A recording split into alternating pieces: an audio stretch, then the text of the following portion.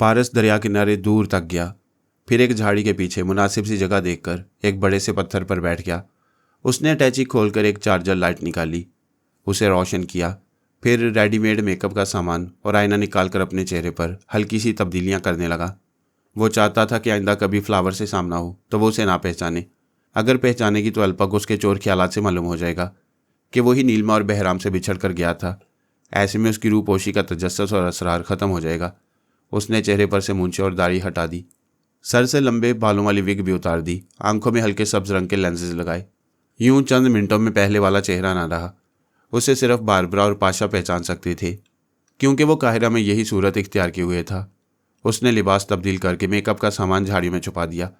Sir की wig, मूंछें और दाढ़ी भी वहीं फेंक दी। फिर घाट स्टेशन की तरफ लौटने लगा। उसके जाने और वापस आने में आधा घंटा सरफ हुआ। इतनी देर में घाट स्टेशन की सूरत हाल कुछ बदल गई।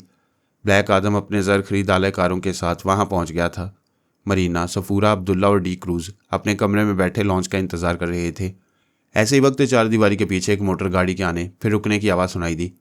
उन्हें फ्लावर के जरिए मालूम हो चुका था कि अल्पा की दूसरी टीम वहां पहुंचने वाली है, इसलिए वह सब ज़रा मोहतात हो गए। रात की गहरी तारीकी में सफूरा ने कान लगाकर एक आवाज़ सुनी, फिर उछलकर खड़ी हो गई। अब्दुल्ला ने पूछा, क्या हुआ? वो परेशान होकर भाई से बोली, यह आखिरी न्योला है। वो न्योला ऐसी आवाज़ निकाल रहा है जैसे मेरे जहर की बू सूंघ रहा हो। उसने भाई के होलिस्टर से रिवॉल्वर निकाला, उसके चैम्बर को चेक किया। वो पूरी तरह लोड था। वो तेज़ी से चलती हुई दरवाजे तक आई, फिर ये बोलती हुई चली गई, इंतज़ार करो, मैं वापस आऊँगी। वो कमरे के बाहर फैली हुई तारीकी में आई, फिर एक सिमत दौड़ती चली गई। उसे न्योले की आवाज़ सुनाई दे रही थी। गोगाम्बा अपने न्योले को दोनों हाथों से दबोचे गाड़ी के पीछे बैठा हुआ था। ब्लैक आदम ने पूछा, ये न्योला इतना क्यों मचल रहा है? अजीब सी आवाज़ें निकाल रहा है। इसे अपने शिकार की बू मिल रही है, यानी ये पारस और उससे जहरीली लड़की की मौजूदगी का यकीन दिला रहा है। इसे छोड़ दो, बू की सिमत जाने दो। अभी उसने बू की सही सिमत का तयन नहीं किया, इसलिए तड़प रहे, कभी इधर कभी उधर सूंघ रहे और नाकामी से झुंझलाकर आवाज़ें निकाल रहे। कहीं वो दोनों इसके सूंघने की रेंज से दूर ना निकल गई हों। गोगाम्बा चौंक कर बोला, हेयर इट इज़। इसने बू की सिमत का तयन कर लिया है, आप इंतज़ार करें, हम अभी आते हैं। उसने राइफल संभाली, न्योले को अपनी गिरफ्त से आज़ाद किया। वो उछलकर घास पर आया, फिर एक सिमत दौड़ने लगा। गोगाम्बा के साथ एक और मुसल्ला हबशी न्योले के पीछे दौड़ता जा रहा था और टॉर्च की रोशनी से दूर तक का रास्ता दिखाता जा रहा था। सफूरा ने एंटी डार्क गॉगल्स पहना हुआ था। वह जंगल की तारीकी में दौड़ते दौड़ते एक जगह रुक गई। उसने पीछे पलट कर देखा, दूर, बहुत दूर टॉर्च की हल्की सी रोशनी दिखाई दे रही थी, यानी वो न्योला और उसके साथी सही सिमत का तयन करते चले आ रहे थे। उसने शाने से लटके हुए बैग में हाथ डालकर एक परफ्यूम की शीशी निकाली, फिर अपने ऊपर सर से पांव तक खुशबू स्प्रे करने लगी। इसके बाद उसने देखा, दूर से आने वाली टॉर्च की रोशनी एक जगह रुक गई थी, आगे नहीं बढ़ रही थी। उसकी बू खुशबू में छुप गई थी। न्योला सर उठाकर फिजा में सूंघ रहा था, उसे बू नहीं मिल रही थी। सफूरा ने मुतमईन होकर परफ्यूम की शीशी को अपने बैग में डाला, मगर गलती हो गई। बैग में डालते वक्त वह दूर रोशनी को देख रही थी। शीशी बैग से बाहर गिर गई, पत्थर पर आकर पड़ी, फिर टुकड़े टुकड़े हो गई। उसका रकीक मादा पत्थर और घास पर बिखर गया। इत्मीनान गायब हो गया। उसने जितनी खुशबू अपने ऊपर स्प्रे की थी, वह जंगल की खुली फिजा में चंद मिनटों की मेहमान थी, फिर फना हो जाने वाली थी। उसने सोचा जितनी जल्दी हो सके एक लंबा चक्कर काटकर घाट स्टेशन जाएगी, फिर मरीना के पास परफ्यूम होगा तो उसे बचाव का सहारा बनाकर न्योले को किसी तरह गोली मारने की कोशिश करेगी। ये सोचकर वो एक सिमत भागती चली गई। उधर गोगाम्बा अपने हबशी साथी के साथ न्योले को देख रहा था। न्योला एक ऊंचे पत्थर पर बैठा गुम हो जाने वाली बू को ढूंढ रहा था। इस बार पारस की शामत आ गई। उसे सफूरा की बू तो ना मिली, पारस की मिल गई। उसने एक मखसूस आवाज़ निकाली, फिर पत्थर पर से छलांग लगाकर घास पर आया और एक तरफ दौड़ने लगा। वह दोनों भी उसके पीछे दौड़ लगाने लगे। वो अपनी अटैची उठाए दरिया किनारे से आ रहा था। दूर से एक रोशनी को अपनी तरफ आते देखकर छिटक गया। इस जंगल में सभी दुश्मन थे, किसी दोस्त के आने की तवक्को नहीं थी।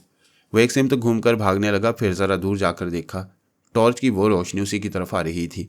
वह फिर सिमत बदल कर दौड़ने लगा और पीछे पलट पलट कर देखने लगा। हैरान परेशान होने लगा कि उन टॉर्च वालों को कैसे मालूम हो रहा है कि वो किधर जा रहा है। जिधर जा रहा था वो उधर ही दौड़ते चले आ रहे थे। वह दौड़ते हुए सोच रहा था, मेरी अक्ल काम क्यों नहीं कर रही? ये भेद समझ में क्यों नहीं आ रहा? ये क्या माजरा है? वो ताक़ुब करने वाले कैसे समझ रहे हैं कि मैं कहाँ से कहाँ सिमत बदल कर भाग रहा हूँ? भागते भागते सोचते सोचते उसने ठोकर खाई, घास पर गिरा, फिर लुढ़कता हुआ एक पत्थर के पास आकर थम गया। वहाँ हैरानी में और इजाफा हुआ। पत्थर और घास में से बड़ी सहरज़दा करने वाली खुशबू आ रही थी। वह खुशबू का रसिया था। पहचान गया कि वो डलाइला नामी पेरिस के एक परफ्यूम की महक है। इधर से कोई खुशबू वाली खुशबू में नहाकर गुजरी है। जितना नहाया सो नहाया, बाकी गिरा कर चली गई। उसने सर उठाकर देखा, दूर से आने वाली रोशनी रुक गई थी, उसकी सिमत नहीं आ रही थी। अचानक उसके जहन में सवाल पैदा हुआ, क्या ये खुशबू ढाल बन गई है? वो उठकर खड़ा हो गया, उसे अपने सवाल का जवाब मिल रहा था। टॉर्च की रोशनी दूसरी तरफ घूम गई। ताक्कुब करने वाले इधर नहीं आ रहे थे, उधर जा रहे थे। पत्थर और घास पर फैली हुई खुशबू अभी चंद मिनटों की मेहमान थी, लेकिन उससे पहले सफूरा के बदन की खुशबू मालूम हो गई थी। फिर उसके जहर की मखसूस बू न्योले को पुकार रही थी। इसलिए वो लोग पारस को छोड़कर फिर सफूरा के पीछे दौड़ गए। सफूरा दौड़ते दौड़ते फिर एक जगह रुक गई। उसके बाएं हाथ में रिवॉल्वर था। उसने दाएं हाथ बैग में डालकर एक टीन का गोल डिब्बा निकाला, फिर इसे खोला। इसके अंदर एक जहरीला सांप बल खा रहा था। डब्बा खुलते उसने फन उठा लिया। सफूरा ने बड़ी फुर्ती से उसकी गर्दन पकड़ ली। वो एक दरख्त की आड़ में थी, दुश्मनों को आते हुए देख रही थी। अब तक वो दूर थे, न्योला नजर नहीं आ रहा था, क्योंकि वो जमीन पर घास और झाड़ियों में से गुजरता चला जा रहा था। कोई 20 गज के फासले पर पहुंचते ही वो टॉर्च की रोशनी में नजर आ गया। वह टॉर्च वाले को निशाने पर लिए खड़ी उसके मजीद करीब आने का इंतजार कर रही थी। फिर उसने गोली दागी। जंगल के सन्नाटे में ठाई की आवाज़ के साथ टॉर्च वाले की चीख दूर तक गूंजती हुई गई। वो फना हो गया और टॉर्च बुझ गई। न्योले को किसी मरने जीने से क्या लेना था? वो अपनी धुन में जहर की बू पर दौड़ता चला रहा था। जब वो 5-6 गज का फासला रह गया तो सफूरा ने हाथ में पकड़े हुए सांप को उस पर फेंक दिया। सांप उस पर आया, इससे पहले उसके जहर की बू पहुंची। न्योले ने घास पर से छलांग लगाई। फिजा में ही सांप की गर्दन तेज दांतों में दबोच ली। वो कोई बाकायदा तरबियत याफ्ता नहीं था। अफ्रीका के मखसूस न्योले कुदरती तौर पर सीखे सिखाए होते हैं। इन्हें किसी इंसानी ट्रेनिंग की ज़रूरत नहीं पड़ती। वह फिजा से ज़मीन पर आ गिरे। सांप बल खाकर न्योले के जिस्म को जकड़ने लगा। न्योला गरचे गिरफ्तार था, लेकिन उसने सांप को भी बेबस कर रखा था। उधर सफूरा और गोगाम्बा ने एंटी डार्क लेंसेज पहने हुए थे। टॉर्च के बगैर न्योले और सांप की जंग देख रहे थे। सफूरा ने सांप को चारे के तौर पर पेश किया था, ताकि न्योले को लड़ाई के दौरान गोली मार सके। उसने दरख्त के पीछे से ताक कर गोली मारी, लेकिन वह लड़ाई के वक्त इधर उधर हो रहे थे, इसलिए गोली ज़ाया हो गई। दूसरी तरफ से गोगाम्बा ने छुपकर जवाब भी फायर किया।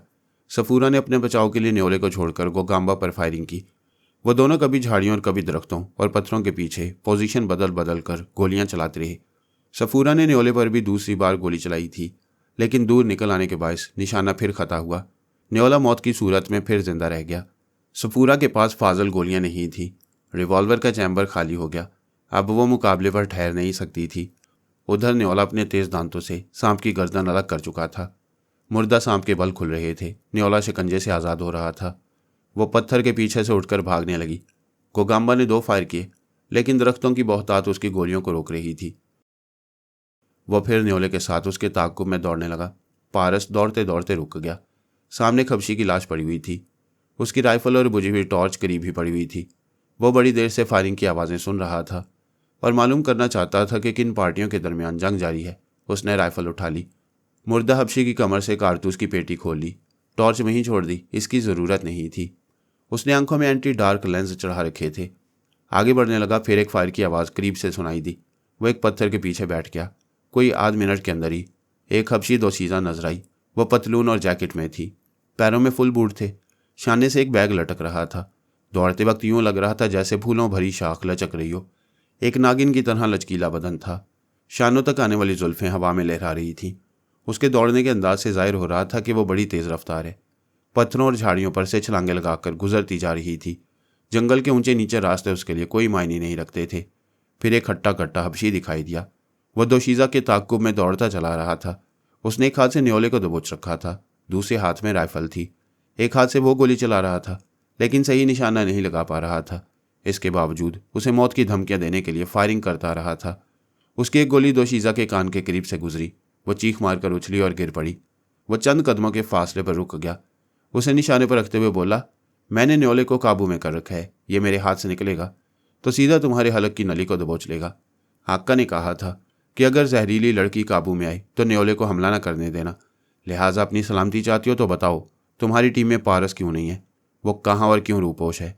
वह ज़मीन पर से उठकर बोली, जिस तरह तुम अपने आका के ज़र खरीदो, उसी तरह पारस ने मेरी खिदमत खरीद ली हैं।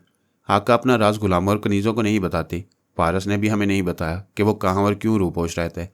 वो बोला, इसका मतलब है तुम हमारे किसी काम के नहीं हो, बल्कि ख़तरनाक हो। मौका मिलते ही हमें डस लोगी। इससे पहले तुम्हें मेरे न्योले का शिकार हो जाना चाहिए। उसने बाजू में दबोचे हुए न्योले को फिजा में उछाला। वो आवाज़ें निकालता हुआ फिजा में गोया उड़कर उसकी तरफ आया। जवाबन सफूरा ने फ्लाई करते हुए एक कराटे का हाथ रसीद किया। न्योले ने एक मिनमिनाती हुई कमज़ोर सी चीख मारी और एक तरफ जाकर झाड़ी में गिर पड़ा। गोगाम्बा ने दोनों हाथों से राइफल संभाली, फिर उसका निशाना लेते हुए बोला, नागिन, मेरे न्योले की बेचैनी को चैन दे दे। इसकी जिद पूरी ना हुई तो यह तड़पता रहेगा। अगर तूने इसे अपनी बोटियां नोचने ना दी तो मैं तुझे गोली मार दूंगा। अब उसके आगे कुआं और पीछे खाई थी। अगर वो न्योले से मुकाबला करती तो वो गोली मार देता। मुकाबला ना करती तो न्योला अपने तेज नोकीले दांतों से उसके हलक की नली को काटना और उधेड़ना शुरू कर देता। उसके सोचते सोचते गोगाम्बा ने न्योले को कमॉन कहते हुए चुटकी बजाई। न्योले ने एक मखसूस मिनमिनाती हुई आवाज़ निकालते हुए झाड़ियों में से छलांग लगाई। फिजा में उड़ता हुआ सफूरा के हलक की तरफ आया। उसी लम्हे पारस ने गोली दाग दी। 7 mm की राइफल थी। न्योले के चीथड़े उड़ गए। उसने दूसरा फायर किया। गोगाम्बा के हाथ से राइफल छूटकर जरा फासले पर जा गिरी। वो पहले तो बौखलाया, फिर अपनी राइफल की तरफ झुकना चाहा। पारस ने उसके कदमों की तरफ फायर किया। वो उछलकर दूर चला गया। फिर उसने परेशान होकर सामने देखा। सफूरा ने भी घूमकर अपने अजनबी मुहाफिज को देखा। वो एक कदम आगे बढ़ता हुआ आ रहा था। फिर उसने सफूरा से कहा, तुम काली हो मगर दिल वाली हो। मैंने तुम्हारा मुकाबला करने का अंदाज देखा है। बहुत खूबसूरत हो, बल्कि ज़बरदस्त हो। गोगाम्बा ने कहा, अजनबी या नागिन है, इसके करीब ना जाना। इसे गोली मार दो या मुझे अपनी राइफल उठाने दो। जब उसने सफूरा को नागिन कहा तब पारस ने समझा कि ये वही जहरीली लड़की है जो मरीना की टीम में शामिल है। ये मालूमात बारबरा ने फ्लावर के ख्यालात पढ़कर मालूम की थी।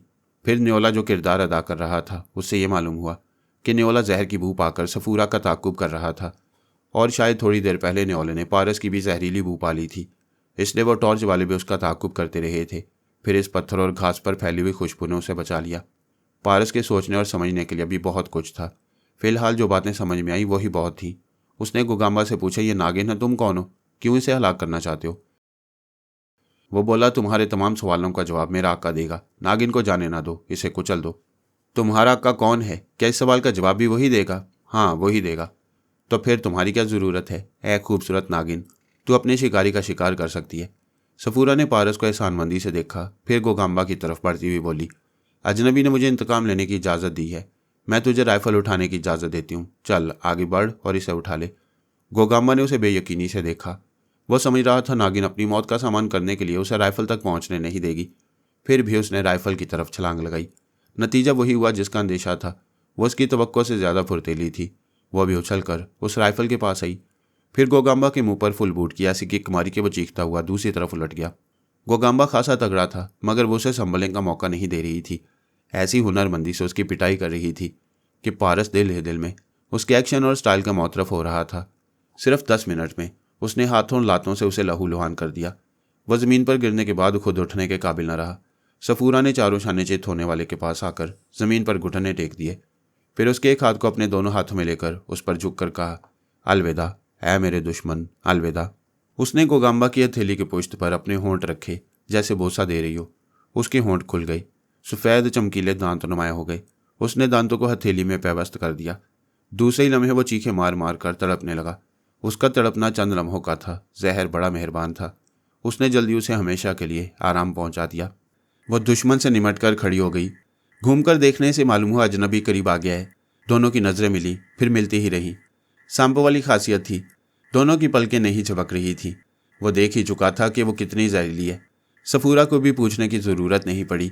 कुछ तो वो उसकी सांस और मकनातीसी आंखों से उसे पहचान रही थी और कुछ उसकी कुर्बत से जहरीली कशिश महसूस कर रही थी। वो बदस्तूर उसकी आंखों में झांकती हुई बोली, क्या तुम वही हो? हाँ, वही हूँ जो तुम्हारे ख्वाबों में आता रहा है। वह नज़रें चुराकर दूसरी तरफ देखने लगी। पारस ने पूछा, क्या शर्मा गई? दिल की धड़कन तेज़ हो गई है? इतनी देर से आंखें लड़ा रही थी, अब नज़रें चुरा रही हो? पहली मुलाकात में यही होता है।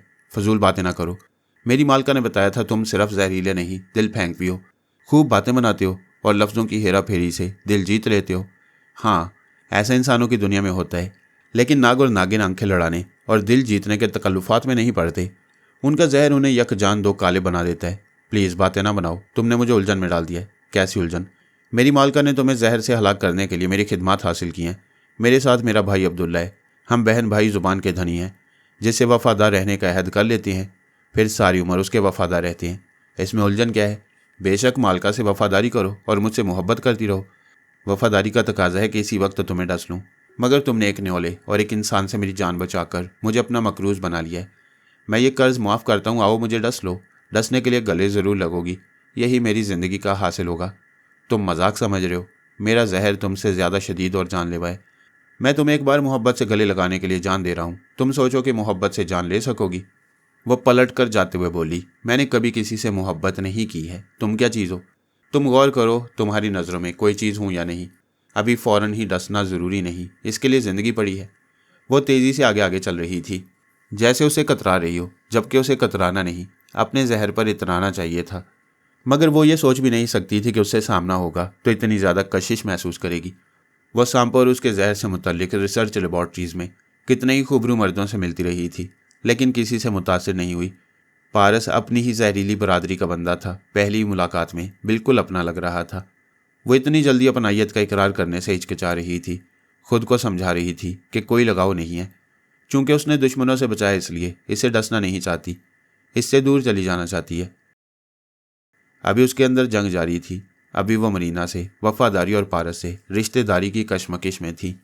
एल्पा ने ब्लैक आदम के पास आकर कहा, ब्रादर, फार्मूलों तक पहुंचना नामुमकिन सा लग रहा है, हम बाजी हारते जा रहे हैं। उसने पूछा, क्या बात होगी सिस्टर? तमाम अहम मोहरे न्योला और गोगाम्बा मारे गए हैं। उनके साथ जाने वाला मुसल्ला हबशी भी हलाक हो चुका है। वह परेशान होकर सीधा बैठ गया, फिर बोला, क्या न्योला यहाँ से पारस की बू पाकर गया था? नहीं, सफूरा की जहरीली बू पर गया था। वह बड़ी देर तक उन्हें जंगल में दौड़ाती रही थी। मैं हैरान हूं कि इस तनहा लड़की ने खूंखार न्योले और गोगाम्बा जैसे शाहजोर से मुकाबला किया और उन्हें मार डाला। क्या उसका कोई मददगार था? पहले तो कोई नहीं था, लेकिन जब सफूरा की मौत यकीनी हो रही थी, तब एक अजनबी कहीं से वहां आ पहुंचा। कौन था वो?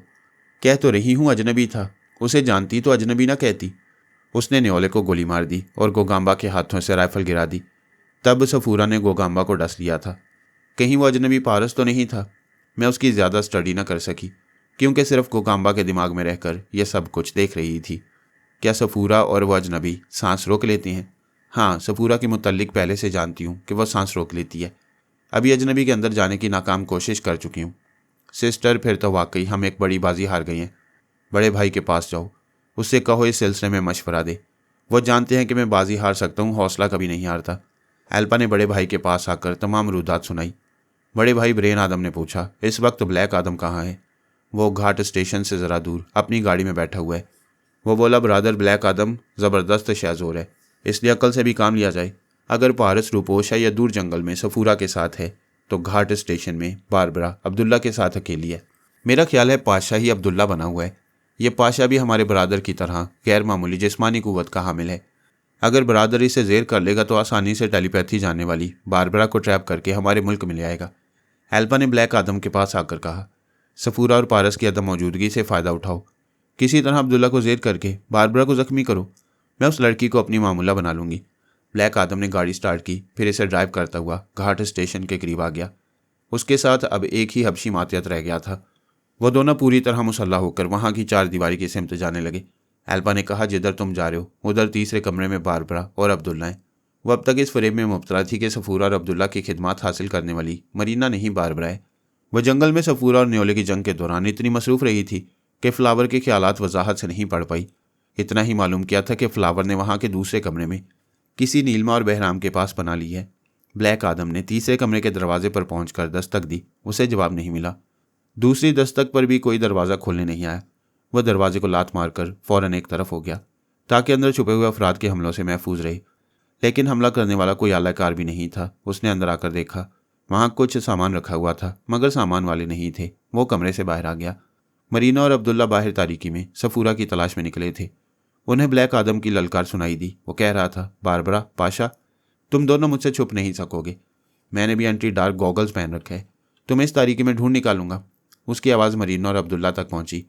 अब्दुल्ला ने कहा, यह अल्पा की दूसरी टीम का कोई अहम आदमी है, तुम्हें बारबरा और मुझे पाशा समझकर ललकार रहे। दूसरे कमरे में बैठी हुई बारबरा, पाशा और फ्लावर ने भी ब्लैक आदम की आवाज़ सुनी। बारबरा ने ख्याल ख्वानी के जरिए पाशा से कहा, एल्पा की दूसरी टीम का कोई शख्स हमें ललकार है। फ्लावर से कहो वो बाहर जाकर देखे कौन है। पाशा ने फ्लावर से पूछा, जिस शख्स की आवाज़ सुनाई दे रही है, क्या उसे जानती हो? हाँ, आवाज़ से पहचानी हूँ। ये ब्लैक आदम की आवाज़ लग रही है। मैं इसराइल में एक मुहिम के दौरान इसके साथ रह चुकी हूँ। ये बेहद ख़तरनाक है। इंसान की तरह रहता है और दरिंदे की तरह दुश्मनों को तोड़ फोड़ कर रख देता है।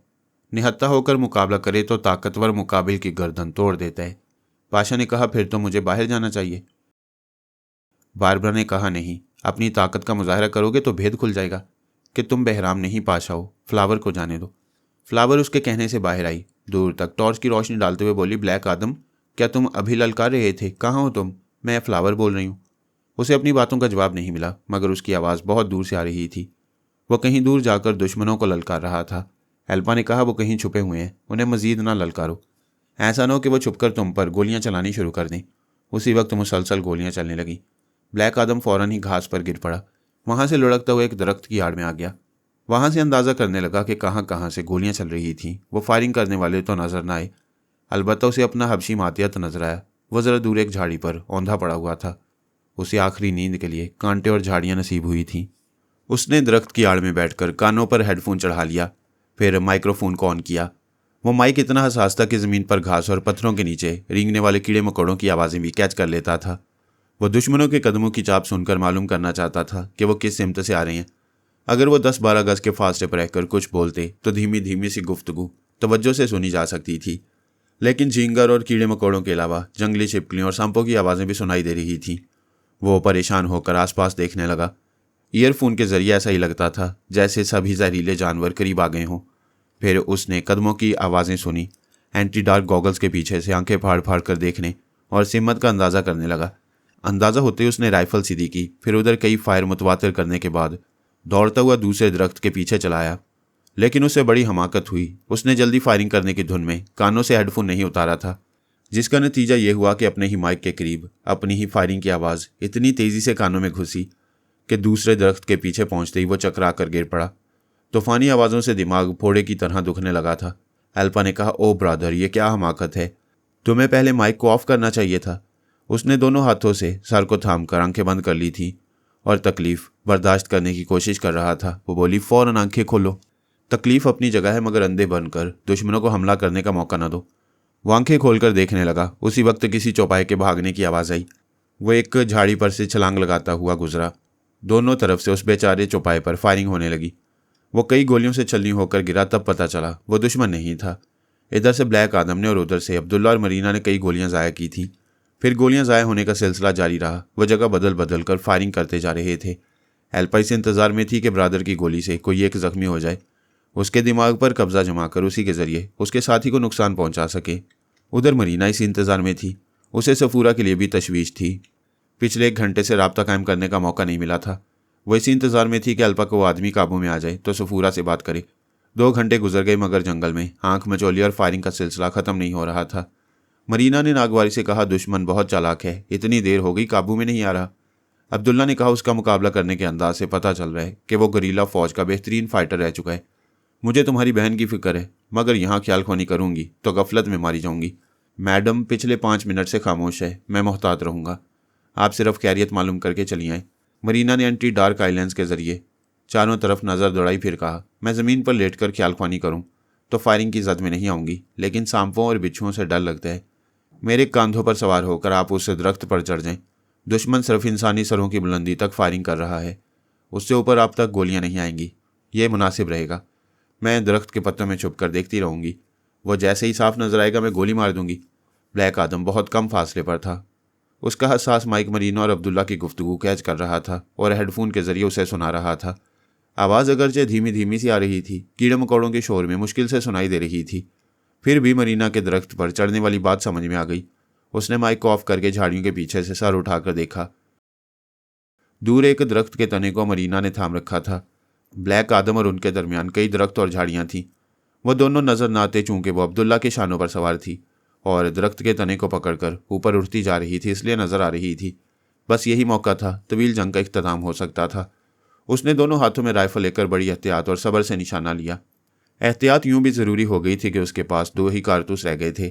मरीना ने ऊंची शाख को दोनों हाथों से थाम लिया था। अब्दुल्ला उसे शाख पर चढ़ाने की कोशिश कर रहा था। इसी वक्त उसने निशाना लगाकर ट्रैकर को दबा दिया। ठाई की आवाज़ के साथ ही मरीना की चीख उभरी। वो उसके शानों पर से डगमगा कर नीचे गिर पड़ी। एल्पा ने खुश होकर कहा, शाबाश ब्रादर, मैं इसके दिमाग में जा रही हूँ। वह इसी जंगल में अपनी पहली टीम के अफराद के जरिए मरीना की आवाज़ और लहजे को सुन चुकी थी। उसने उस लहजे को गिरफ्त में लिया, फिर ख्याल खानी की परवाज़ की। जिस दिमाग में पहुंची उस औरत ने कहा, मैं शी तारा 4 बोल रही हूँ, प्लीज़ मैडम कोड वर्ड्स अदा करें। एल्पा ने शदीद हैरानी से पूछा, क्या तुम शीतारा हो, बारबरा नहीं हो? कौन बारबरा? Get lost. उसने सांस रोकी। एल्पा ने ब्लैक आदम के पास आकर कहा, तुमने जिस बारबरा को गोली मारी है वो अपनी असली आवाज़ और लहजे में नहीं बोलती है। उसके दिमाग से तनवीमी अमल के जरिए असल लहजे को भुला दिया गया है। वो शीतारा के लहजे में बोलती है, मैं उसके दिमाग तक नहीं पहुंच सकूंगी। वो बोला, इनकी ये चाल पहले से मालूम होती तो मैं बारबरा को नहीं उसके साथी पाशा को जख्मी करता। फिर वो कुछ सोच कर बोला, लेकिन सिस्टर, शीतारा तो फरहाद की मुखालिफ है। फरहाद ने बारबरा के दिमाग में इस दुश्मन औरत का लहजा क्यों नक्श किया है? हम इस सवाल पर बाद में गौर करेंगे। उधर वो जख्मी पड़ी है, किसी तरह पाशा को भी जख्मी करो। किसी भी तरह से बारबरा के पास जाकर इसे असल आवाज़ और लहजे में बोलने पर मजबूर करो। मैं उधर नहीं जा सकूंगा, मेरे पास सिर्फ एक कारतूस रह गया है। अगर मुझे यकीन हो जाए कि पाशा हथियार इस्तेमाल नहीं करेगा तो मैं उसकी गर्दन तोड़ दूंगा। ब्रादर, हमें पाशा की जिस्मानी कुव्वत का सही अंदाज़ा नहीं है। उन गैर मामूली फार्मूलों के पेश नज़र उसकी गैर मामूली कुव्वतों का अंदाज़ा लगाया जा सकता है। सिस्टर, तुम ख्वामखा डरती हो। आखिर इस गोश्त पोस्त के जिस्म में इंतहा की कुव्वत कितनी होगी? क्या वो लोहे का रोबोट होगा? मैं फिर भी उसे मार डालूंगा। नहीं ब्रादर, तुम इस जंगल में तन्हा रह गए हो। बड़े भाई के मशवरे के बगैर उससे मुकाबला ना करना बेहतर है। अपनी गाड़ी के पास जाओ और वहाँ से मजीद कारतूस ले आओ। मैं अभी आती हूँ। वह फिर ब्रेन आदम के पास आई। वो मुस्कुरा कर बोला, मैं बुरी खबर सुनने को तैयार बैठा हूँ। वो बोली, खबर इतनी बुरी भी नहीं। मुझे अपने ब्रादर पर फ़ख्र है। वो बारबरा और पाशा को काबू में कर लेगा। लेकिन वह हंसकर बोला, लफ्ज़ लेकिन के बाद हमेशा बात का रुख या उस बात का मफहूम बदल जाता है। आगे बोलो। ब्रादर के पास सिर्फ एक कारतूस रह गया है। वो पाशा से हाथापाई का मुकाबला करने की सोच रहा था। मैंने कहा, गाड़ी के पास जाकर मजीद कारतूस ले आओ। मैं बड़े भाई से मशवरा करके आती हूँ। तुमने अच्छा मशवरा दिया है। उससे कहो वापस आ जाए, शहर बेजाबा में रहे। वो लोग फार्मूले हासिल करने के बाद इसी शहर की तरफ लौटेंगे। हम उनकी वापसी तक वहाँ की अबूरी हुकूमत को बेबस करके खुद आर्जी हुक्मरान बन जाएंगे। तुम कल सुबह तक ख्याल ख्वानी के जरिए वहाँ के हुक्मरानों और कबाइलियों के सरदारों को अपना ताबेदार बनाने की कोशिश करो। उनमें से कोई योगा का माहिर होगा तो ब्लैक आदम उससे जख्मी करके तुम्हारे हवाले कर देगा। ठीक है, अब हमें उनकी वापसी तक पूरे शहर की नाकाबंदी करनी होगी। फ्रांस की हुकूमत से सोमालिया का राब्ता आर्जी तौर पर ख़त्म करूंगी तो पारस, बारबरा और पाशा को कहीं से मदद नहीं मिलेगी। उन्हें एयरपोर्ट तक जाने के लिए एक गाड़ी भी नसीब नहीं होगी। सिस्टर, तुम मेरी तरह सोचती और समझती हो। अलबत्ता ब्लैक आदम बाज़ हालात में जो शीला और जज्बाती हो जाता है, उसे फ़ौरन वापस बेज़ाब आने को कहो। बड़े भाई, क्या आपने सोमालिया का नक्शा देखा है और आमदरफ्त के रास्ते मालूम किए हैं? मैंने काफ़ी मालूमात हासिल की हैं। तुम्हें शायद अंदेशा है कि वो किसी दूसरे रास्ते से फार्मूले लेकर ना चले जाएं। जी हाँ, मैं यही सोच रही हूँ। तुम्हारी नज़र हर पहलू पर नहीं है, इसलिए ऐसा सोच रही हो। वह जिस रास्ते से जाएंगे हमें खबर हो जाएगी। कैसे बड़े भाई? पहले अपनी जहानत को आजमाओ, नाकाम रहोगी तब बताऊंगा। वो ज़रा सोचने के बाद बोली, ओह गॉड, मैं थोड़ी देर के लिए फ्लावर को भूल गई थी। वो पारस और बारबरा के साथ रहेगी तो मैं उसके अंदर रहकर उनके जाने आने के रास्ते मालूम करती रहूंगी। हाँ, अब तो अंदेशा नहीं रहा। बिल्कुल नहीं बड़े भाई, बेजाबा में रहकर उनकी जीती हुई बाजी हम जीत लेंगे। अब जाओ और ब्रादर को फ़ौरन वापस आने के लिए कहो। लेकिन ब्रादर तन्हा कैसे आएगा? तमाम ज़र खरीद आलकार मारे गए हैं। यहाँ के जंगल तो जंगल, शहर भी खतरात से खाली नहीं है। दुरुस्त कहती हो। मैं सोमालिया के एक हाकिम से फ़ोन पर गुफ्तगू करके कहता हूँ कि वो 10 मुसल्ला सिपाहियों को दराए जोबा के घाट पर भेज दे ताकि वो हमारे ब्रादर को हिफाजत से शहर ले आएँ। उसने हॉटलाइन पर सोमालिया के हाकिम से रब्ता किया। उससे दरख्वास्त की कि ममलिकत इसराइल के एक ख़ास शख्स के लिए जोबा के घाट पर 10 मुसल्ला सिपाही भेजे जाएं। हाकिम ने कहा, आप लोगों ने हमें मुसलमान समझकर यहाँ के फाका ज़दा अवाम के लिए कभी इमदाद नहीं भेजी, हमसे कभी हमदर्दी का एक लफ्ज़ नहीं कहा। इसके बावजूद हम आपके एक शख्स की हिफाजत करेंगे। वैसे आप यहाँ के सियासी हालात समझ रहे हैं, हम खुद यहाँ पूरी तरह महफूज नहीं हैं, सिपाहियों की बेहद कमी है। फिर भी मैं कोशिश करके 2 मुसल्ला सिपाही भेज दूंगा। एल्पा ने कहा, बड़े भाई फ़ोन रख दें, अब इसका बाप भी मेरे इशारों पर चलेगा, मैं जा रही हूँ। वो ब्लैक आदम के पास आई। वो अपनी गाड़ी की तरफ लौट कर आ रहा था। उसने कहा, बड़े भाई का मशवरा है, फ़िलहाल मैदान छोड़ दो। सिस्टर, जब तक हथियार हैं मैं तनहा और कमज़ोर नहीं रहूँगा। कमज़ोरी और शाहजोरी की बात नहीं, हिकमत अमली की बात है। शहर बेज़ाबा वापस जाओ। मैं सुबह तक तुम्हारे ताउन से यहाँ के हुक्मरानों और कबायली सरदारों को ट्रैप करूँगी। इनके दिमागों में बैठकर हुकूमत करूँगी या इस तक पहुँचने वाली तमाम इमदाद और तमाम ज़राए बंद करा दूँगी। फ्लावर के ज़रिए मालूम करूँगी कि वो फार्मूले लेकर किस रास्ते से आ रही हैं। हम उस रास्ते में कदम कदम पर ऐसे सख्त इंतजामात करेंगे कि वो किसी भेस में भी फार्मूले छुपा कर नहीं ले जा सकेंगे। वो कायल होकर बोला, ये हिकमत अमली बहुत खूब है, लेकिन मैं तन्हा कैसे वापस जाऊँ? तुम्हारी हिफाजत के लिए मुसल्ला सिपाही यहाँ 2-4 घंटों में पहुँच जाएंगे। प्लीज़ तुम इस घाट से ज़रा दूर गाड़ी ले जाओ और किसी की नज़रों में ना हो। ठीक है, मैं गाड़ी ले जा रहा हूँ, यहाँ की साली आबादी में वक्त गुजारूंगा। वो चली गई। वह तारीकी में चलता हुआ अपनी गाड़ी के पास आया। वहाँ से कुछ दूर वो घाट स्टेशन था। उधर 2 कमरों से रोशनी झलक रही थी। वह स्टीयरिंग सीट पर आकर बैठा तो पता चला कि सीट पर गद्दी नहीं है। स्टीयरिंग पर एक कागज़ चिपका हुआ था। कागज़ पर कुछ लिखा हुआ था। उसने पेंसिल टॉर्च की रोशनी में पढ़ा। लिखा हुआ था, गाड़ी लंगड़ी हो चुकी है। तहरीर के नीचे पी लिखा हुआ था। समझ में आने वाली बात थी कि पारस ने लिखा है। उसने गाड़ी से उतरकर फिर पेंसिल टॉर्च की रोशनी में पहियों को देखा। 2 पहियों से हवा निकल गई थी। तहरीर के मुताबिक गाड़ी वाकई लंगड़ी हो चुकी थी। उसे पूरी तरह खतरे का यकीन हो गया कि पारस कहीं करीब ही मौजूद है। उसके पास सिर्फ एक ही कारतूस रह गया था। वह मजीद असला हासिल करने गाड़ी के पिछले हिस्से में आया। टॉर्च की रोशनी में क्लाशनकोव 7mm और शॉटगन्स वगैरह दिखाई दे रही थी। सिर्फ लकड़ी की वो पेटियां नहीं थी जिनमें कारतूस भरे हुए थे। उन कारतूसों के बगैर तमाम हथियार खोखले और बेकार थे। वहाँ एक जगह कागज़ चिपका हुआ था। उस पर लिखा था, बंदूक और गोलियां ना हो तो अमन कायम रहता है। उस तहरीर के नीचे भी पी लिखा हुआ था। वो चीख कर गालियाँ देना चाहता था, फिर बड़े जब्त से काम लिया। ख्याल आया कि चीख कर कुछ बोलेगा तो घाट के कमरे में रहने वाले मुसाफिर चले आएंगे। उनमें दुश्मन भी हो सकती हैं।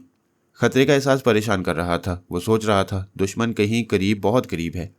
वह अचानक गोलियां चलाएगा तो भागने का मौका नहीं मिलेगा। उसने सोच के जरिए आवाज़ दी, अल्पा सिस्टर अल्पा, तुम कहाँ हो? मैं खतरात में घिरा हुआ शेर हूँ जिसके फरार के रास्ते मसदूद कर दिए गए हैं। मैं मौत से नहीं डरता, लेकिन बेमौत मरना नहीं चाहता। प्लीज़ सिस्टर, टेलीपैथी के जरिए किसी तरह मालूम करो कि पारस कहाँ छुपा हुआ है।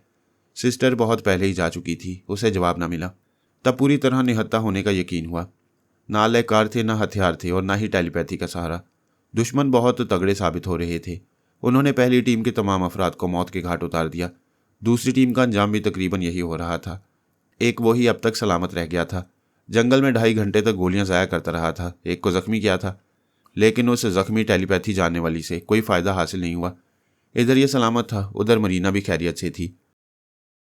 अच्छी तरह निशाना ताक कर गोली मारने के बावजूद उसे एक खराश तक न आई, जबकि निशाना बिल्कुल दुरुस्त था। गोली सीधी मरीना के जिस्म में पेवस्त होने वाली थी, लेकिन मुकद्दर में सलामती लिखी हुई थी। फिर वो गोली कैसे लगती? हुआ ये कि उधर से गोली चली। इधर इसी लम्हे में मरीना के हाथों से वो शाख छूट गई जिसे थामकर वो दरख्त पर चढ़ रही थी।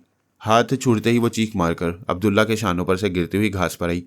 अब्दुल्ला ने बड़ी फुर्ती से उसे ज़मीन पर गिरने से पहले ही बाजों में जकड़ लिया था और उसके साथ घास पर आ गिरा था। वो गिरते ही ज़रा नशेब में लुढ़कते गए। चूंकि एक दूसरे से लिपटे हुए थे, इसलिए लुढ़कने के दौरान कभी ये नीचे और कभी वो ऊपर, और कभी वो ऊपर और ये नीचे हो रही थी। फिर वो हमवार ज़मीन पर थम गए। वो चीख मारकर बोली, मुझे सांप ने डस लिया है, मुझे बचाओ, मेरे बदन से जहर निकालो। मैडम, आप नाहक घबरा रही हैं, मैंने उधर कोई सांप नहीं देखा। क्या मैं झूठ बोल रही हूँ? मेरी कमर में चुभन सी हुई थी, अब जलन हो रही है, शायद जहर फैल रहा है। वो बोल रही थी और खौफ से लिपटने के बावजूद और लिपटती जा रही थी। वो बुरी तरह हाँप रहा था और कह रहा था, मैडम तुम बहुत गोरी और हसीन हो, मेरी नीयत बदल रही है, मुझे छोड़ दो, मैं नमक हरामी नहीं करना चाहता। तुम्हें नमक की पड़ी और जलन की शिद्दत से मेरी जान निकली जा रही है। अगर तुम जहर का तोड़ नहीं जानते तो सुपेरे को बुला लो। मैं जानता हूँ, लेकिन तुम छोड़ोगी तो कुछ करूँगा। उसने छोड़ दिया। अब्दुल्ला को फिक्र थी कि दुश्मन ना आधम के। मरीना को अपनी जान की पड़ी थी। वह लिबास हटाकर बोली, सांप ने यहाँ डसा है, यहाँ जलन हो रही है। उसने वहाँ हाथ रखा तो दिल की धड़कनें पागल होने लगी। वो काला था, पैदाइशी काला। जिंदगी में सिर्फ एक बार एक गोरी चमड़ी उसके बाजू में आई थी। एक तवील मुद्दत के बाद फिर उसे एक हसीना मिल रही थी। वो बोली, क्या कर रहे हो, जहर क्यों नहीं चूस रहे? उसने कपकपाते हुए होंठ जहरीले बदन पर रख दिए। वो बदन उसे डसने लगा। वो जहर चूस रहा था, हालांकि जानता था सांप ने नहीं काटा है। इन अतराफ में ऐसे कांटे भी होते हैं जो चुभने के बाद कुछ देर तक जलन पैदा करते थे। मरीना इस जलन को जहर का असर समझ रही थी, जबकि इसका असर अब्दुल्ला पर हो रहा था। उसने मदहोशी में खुद को भुला दिया था और खुद फरामोशी के आलम में जहर का तोड़ कर रहा था।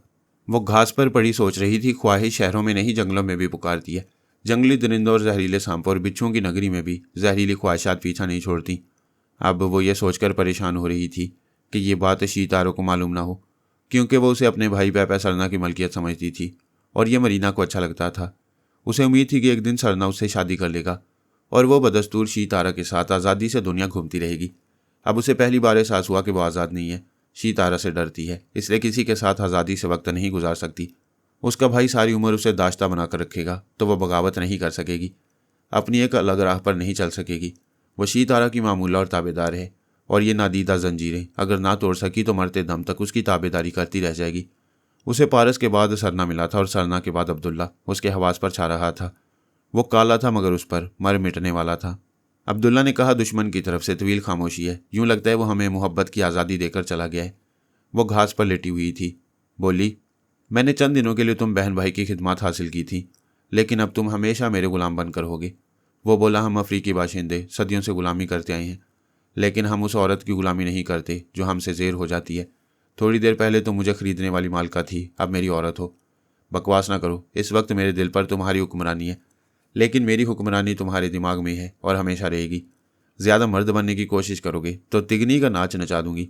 मैं मानता हूँ तुम्हारी टेलीपैथी ने तुम्हें मुझसे ज़्यादा ताकतवर बना दिया है, लेकिन हमारी दुनिया में हर मखलूक की ताकत रफ्ता रफ्ता जवाल पजीर रहती है। जंगल का शेर भी एक दिन बीमार या बूढ़ा होता है। ज़रा सोचो, कभी तुम बीमार होगी, ख्यालख्वानी करने के काबिल नहीं रहोगी, तो फिर हुक्मरानी कहाँ रहेगी। मर्द की आगोश में नॉर्मल रहो, आगोश से उछलकर सर पर ना चढ़ो। वो उठकर खड़ी हो गई, फिर बोली, मेरा ही हुस्न शबाब तुम्हारी औकात से ज़्यादा है। मैंने तुम्हें औकात से ज़्यादा देकर गलती की है। चलो उठो और मेरे दुश्मन को तलाश करो। चूंकि मरीना का अंदाज महबूबाना नहीं रहा, हाकिमाना हो गया, इसलिए वह ताबेदारी में सर झुकाकर खड़ा हो गया। फिर उसके हुक्म के मुताबिक दुश्मन को ढूंढने के लिए चारों तरफ नजरें दौड़ाने लगा। दूर तक कोई नजर नहीं आ रहा था, ना आहटें सुनाई दे रही थी। उसने कहा, मालूम होता है वो चला गया। वह अचानक ही मैदान छोड़कर क्यों जाएगा? हो सकता है उसे कोई मुश्किल पेश आई हो, हथियार काम ना आ रहे हो, या वक्ती तौर पर मैदान छोड़ने में उसकी कोई हिकमत अमली हो। यहाँ से आगे बढ़ने में खतरा है, वो कहीं छुपा होगा। तुम सफूरा से रब्ता करो, उसकी खैरियत मालूम होगी और उसे कह सकोगी कि वो 2-4 मुसल्ला अलहकारों को ले आए। दुश्मन जहाँ भी छुपा होगा वो मुहासरे से परेशान होकर अपने बिल से निकल आएगा। मरीना ने ख्यालख्वानी की परवाज की, सफूरा के पास आकर मालूम किया। वो घाट स्टेशन वापस आ गई थी। उसने पूछा, दुश्मनों का क्या बना? वो बोली, मैंने न्योले और 2 मुसल्ला गार्ड्स को जहन्नुम में पहुंचा दिया है। उसने गोगाम्बा और न्योले से मुकाबले की रुदात सुनाई। एक अजनबी का भी जिक्र किया। मरीना ने पूछा, वो तुम्हारी मदद करने वाला अजनबी कौन था? सफूरा ने सोच लिया था कि वह मरीना के सामने पारस का जिक्र नहीं करेगी, वरना वो पारस को डस लेने का हुक्म देगी। और अभी वह तजब्जुब में थी कि किस तरह मरीना की ताबेदार भी रहे और पारस की एहसानमंद भी। उसने मरीना से कहा, पता नहीं वह कौन था, छलावे की तरह आया और मेरी मदद की, फिर ये जा और वो जा, मुझे कुछ पूछने का मौका ही ना मिला। उसने पूछा, कहीं वो पारस तो नहीं था? वो जवान लड़कियों को मुतासिर करने के लिए ऐसे ही ड्रामाई अंदाज इख्तियार करता है। मैडम, मैं क्या कह सकती हूँ, आप मुझसे ज़्यादा जानती हैं, मैंने उसे कभी देखा नहीं। मेरी बात सुनो और उस पर फ़ौरन अमल करो। यहाँ जिस दुश्मन से हमारा मुकाबला हो रहा था उसने अचानक खामोशी इख्तियार कर ली है। शायद वो तराफ में कहीं छुपा हुआ है, अचानक हम पर कहीं से भी हमला कर सकता है। तुम फ़ौरन कुछ मुसल्ला गुलामों को लेकर आओ और उसे यहाँ तलाश करो। मैडम, दुश्मन एक है या 2 हैं? 2 थे, एक को हमने गोली मार दी है।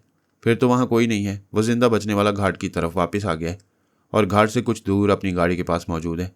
उसे वहीं रोक दो, वरना वो नई तैयारियों के साथ आएगा। मैं उसे बेदस्तोपा कर चुकी हूँ, उसकी गाड़ी के पहिए बेकार कर चुकी हूँ। मैंने उसके पास हथियार रहने दिए हैं, लेकिन तमाम कारतूसों की पेटियाँ गायब कर दी हैं। वाह सफूरा, तुमने तो कमाल किया है। अब उस कम वक्त को डस लो ताकि एक दुश्मन पार्टी बिल्कुल ही ख़त्म हो जाए। मैं जाकर देखती हूँ, वो गाड़ी के पास होगा तो जिंदा नहीं छोड़ूंगी। मरीना ने दिमागी तौर पर हाजिर होकर अब्दुल्ला को देखा और सोचा, दोनों बहन भाई ज़बरदस्त हैं। एल्पा की दोनों टीमों को उन्होंने नाबूद किया है। मैं इनके साथ एक मजबूत टीम बना सकती हूँ। अब्दुल्ला ने पूछा, तो मुझे इस तरह क्यों घूर रही हो? सोच रही हूँ, अगर हम मलका और गुलाम ना रहें और बेहतरीन दोस्त बन जाएं तो बड़े बड़े दुश्मनों के दांत खट्टे कर सकती हैं। तुम दोस्ताना अंदाज में सोचोगी तो मैं तुम पर जान कुर्बान करता रहूँगा, और अगर तुम मुझे एक ज़बरदस्त दुश्मन से निजात दिला दोगी तो मैं तुमसे शादी कर लूँगी। कौन है वो दुश्मन? उसका नाम शीतारा है। जिस तरह मैंने तुम्हारे दिमाग पर कब्जा जमाया है उसी तरह वो मेरे दिमाग पर हुकूमत करती है। मैं उससे पीछा नहीं छुड़ा सकती। उसके खिलाफ कुछ सोचती हूँ तो वो मेरे चोर ख्यालात पढ़ लेती है, फिर तो वो तुम्हारी ये बागियाना बातें भी पढ़ लेगी। हाँ, लेकिन आजकल वो मुझ पर अंधा एतमाद करती है। वो मेरे पास आती है, ज़रूरी बातें करती है, मगर मेरे चोर ख्यालात नहीं पढ़ती। उसे शुबा होगा तो पड़ेगी और मैं शुबा होने नहीं दूंगी। मुझे उसका पता ठिकाना बताओ, मैं उसकी शारग तक पहुँच जाऊँगा। इतनी बड़ी दुनिया में उसका एक ही सगा भाई है, उसे भी वो अपना पता ठिकाना नहीं बताती है, फिर हमें कैसे मालूम होगा? तुम्हारे जहन में कोई तदबीर हो तो बताओ, मैं उस पर अमल करके तुम्हें उससे निजात दिलाऊंगा।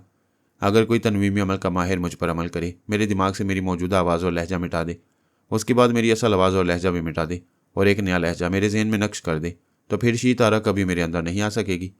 ये कौन सी बड़ी बात है? बेज़ाबा में एक तनवीमी अमल का माहिर है, हम उससे ये काम ले सकती हैं। लेकिन मुझे अंदेशा रहेगा कि वो आमिल कहीं मुझे अपनी मामूला और ताबेदार न बना ले। ऐसा नहीं होगा, अमल के दौरान मैं मौजूद रहूँगा, उसे तुम्हारे मिजाज के खिलाफ अमल नहीं करने दूंगा। वो बोली, इसका मतलब है मुझे तुम पर भरोसा करना होगा? किसी पर तो भरोसा करना ही होगा, वरना तमाम उम्र शीतारा की कनीज़ बनकर होगी। वह दोनों वहां से घाट स्टेशन की तरफ जाने लगे। मरीना सोच रही थी, जल्द ही फैसला करना चाहिए। अब्दुल्ला पर एतमाद किया जाए या जिंदगी भर उन बहन भाई की ताबेदारी की जाए। एक तरफ शीतार और सरना थे, दूसरी तरफ सफूरा और अब्दुल्ला। एक बहन भाई से छूटकर दूसरे बहन भाई पर इसलिए भरोसा कर सकती थी कि उन दोनों में कोई टेलीपैथी नहीं जानता था। उन पर वो हावी रह सकती थी। वो रफ्ता रफ्ता अब्दुल्ला की तरफ माइल हो रही थी। सफूरा घाट स्टेशन की चारदीवारी से बाहर निकल आई। मरीना ने उसे हुक्म दिया था कि गाड़ी के पास जो एक दुश्मन जिंदा बच गया उसे जाकर डस ले। किसी को भी डसने के ख्याल से उसे एक तरह की अजीब सी तस्कीन हासिल होती थी। पारस को देखकर भी ऐसे ही एक जज्बे ने सर उठाया कि इसके बदन के किसी हिस्से में अपने दांत पेवस्त करे। ऐसे जज्बात हावी हों तो वह नॉर्मल नहीं रहती थी। उस पर एक बेखुदी सी तारी हो रहती थी।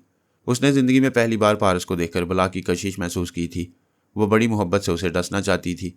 ये समझती थी कि वो नाग जहर का असर नहीं लेगा या आर्जी तौर पर अजाब में मुब्तला रहेगा, फिर उसे मोहब्बत करने के काबिल हो जाएगा। नाग और नागिन के मोहब्बत करने के आदाब कुछ ऐसे ही होती हैं। कभी वो नाग पर सहरतारी करती है, कभी नाग उसे सहरज़दा करता रहता है। वह दिल ही दिल में यह एतराफ़ कर रही थी कि उससे सहरज़दा हो रही है और मजबूरन उसे कतरा रही है, लेकिन कतरा कर कितनी दूर जा सकती थी। वह चलते चलते ठिठक गई। दूर से वही दिखाई दे रहा था। अंधेरी रातों में ख्वाह एंटी डार्क लेंसेज लगाए जाएं, दूर से अपने सगे भाई भी ठीक तरह पहचाने नहीं जाते, लेकिन वो एक ही मुलाकात के बाद उसे दिल की आंखों से पहचानने लगी थी। वो करीब आकर बोला, कहाँ जा रही हो? मालका का हुक्म है, उस गाड़ी वाले का काम तमाम करने जा रही हूँ। मैंने थोड़ी देर पहले तुम्हारे सामने उसकी गाड़ी के पहियों से हवा निकाल दी, उसके तमाम कारतूस गायब कर दिए। वो बिल्कुल निहत्था और बेकार हो गया। उसे हलाक करके क्या हासिल करोगी? ये मेरी मालका का हुक्म है। क्या तुम गुलामी के लिए पैदा हुई हो? उसने चौंक कर पारस को देखा। वो बड़ी खुददार थी, किसी की महकूम नहीं रहना चाहती थी। उसने कहा, मुझे ये पसंद नहीं है। मैं एक आज़ाद और ऐशो इशरत से भरपूर ज़िंदगी गुजारना चाहती हूँ। भाई अब्दुल्ला ने कहा है ये मालका एक हफ्ते के लिए हमारी खिदमत हासिल कर रही है, हमें $50,000 देगी। पेरिस में हम कंगाल हो रहे थे, इसलिए ऑफ़र कबूल कर ली। उसे तनवीमी अमल क्यों करने दिया? उसने कहा था बहुत से टेलीपैथी जाने वाले दुश्मन हमें जंगल में मिलेंगे। वो मेरे और भाई अब्दुल्ला को दिमागी नुकसान पहुंचाएंगे। हम पागल नहीं होना चाहते थे, इसलिए उसे तनवीमी अमल करने की इजाज़त दे दी। क्या समझ में नहीं आ रहा है कि उसने तुम दोनों को अपना ताबेदार बना लिया? तुम बहन भाई एक हफ्ते के लिए नहीं, सारी उम्र के लिए उसके गुलाम बन गए हो। हाँ, हम समझते हैं, लेकिन इसलिए हालात से समझौता कर रहे हैं कि वो कभी कभी मालकन बन जाती है, वरना हमारे साथ तो दोस्ताना रवैया रखती है। अकल से सोचो, जो दोस्त होते हैं वो आका बनकर नहीं रहते। फिर अपना दिमाग किसी के हवाले कर देना और अपने अंदर कोई राज छुपाने के काबिल ना रहना कहाँ की दानिशमंदी है? क्या तुम्हारी ज़िंदगी में ऐसा कोई राज नहीं है जिसे तुम अपनी मालका से छुपाना चाहोगी? सफूरा ने अपने धड़कते हुए दिल पर हाथ रख लिया। वह मरीना से पारस की बात अपने दिल में छुपाने लगी थी। ये भूल गई थी कि मरीना आराम से बैठेगी तो उसके चोर ख्यालात के जरिए दिल में छुपे हुए नाग को पहचान लेगी। वो परेशान होकर बोली, हर इंसान की ज़िंदगी में कुछ ऐसी बातें होती हैं जिन्हें वो सारी दुनिया से छुपाता है। मैं भी छुपाना चाहती हूँ, लेकिन अब यह मुमकिन नहीं रहा। अकल से काम लोगी तो यह मुमकिन है। तुम और तुम्हारा भाई इस शहर से आज़ाद हो जाएंगे। तुम बहुत अच्छे हो, हमारी भलाई की बातें करते हो। बताओ हमें आज़ादी कैसे मिलेगी? मेरे साथ बारबरा तुम पर अमल करके तुम्हें मरीना के तनवीमी अमल से निजात दिलाएगी। हरगिज़ नहीं, इस तरह मैं तुम लोगों की ताबेदार बन जाऊंगी। मेरा भाई भी इसके लिए तैयार नहीं होगा। मैंने दानाई और आज़ादी का रास्ता दिखाया है। इस रास्ते पर चलना या ना चलना तुम्हारी मर्जी पर मुनहसिर है। वो जाने लगा। उसने आवाज़ दी, ठहरो, मेरी बात सुनो और अपनी भलाई के लिए उस पर अमल करो। तुम मेरी बात नहीं मान रही हो, फिर मैं तुम्हारी किसी बात पर अमल क्यों करूं? मुझसे बहस ना करो। मैं तुम्हें वार्निंग देती हूँ, आइंदा मेरे सामने ना आना। आओगे तो पछताने के लिए, जिंदा भी नहीं रहोगे। यूं समझ लो मैं तुम्हारा एहसान भूल चुकी हूँ। वो वहां से चलती हुई गाड़ी के पास आई। ब्लैक आदम नहीं था, वहां से कहीं चला गया था। उसने घाट स्टेशन की तरफ वापस जाते हुए दूर तक नजरें दौड़ाईं। नजरें पारस को ढूंढ रही थी। दिल कह रहा था कि वो सच्चा आशिक होगा तो वार्निंग की परवाह नहीं करेगा, जान हथेली पर रखकर चलाएगा। शायद वह सच्चा आशिक नहीं था, कहीं नजर नहीं आ रहा था। गहरी तारीकियों में जाने कहाँ गुम हो गया। वह चार दीवारी के तीसरे कमरे में आ गई। मरीना और अब्दुल्ला भी वहां पहुंच गए थे। वो लोग जब से दराय जोबा के घाट पर आए थे तब से आराम करने का मौका नहीं मिला था। एल्पा की पहली पार्टी से मुकाबला हुआ, फिर दूसरी पार्टी से, यूं रात के 2 बज गए। मरीना ने कहा, थकन सी हो रही है, सफूरा चाय बनाओ, नींद हमारे मुकद्दर में नहीं है। सफूरा कैरोसिन ऑयल के स्टोव पर चाय तैयार करते हुए बोली। वह दुश्मन गाड़ी के पास नहीं था, शायद कहीं भाग गया है।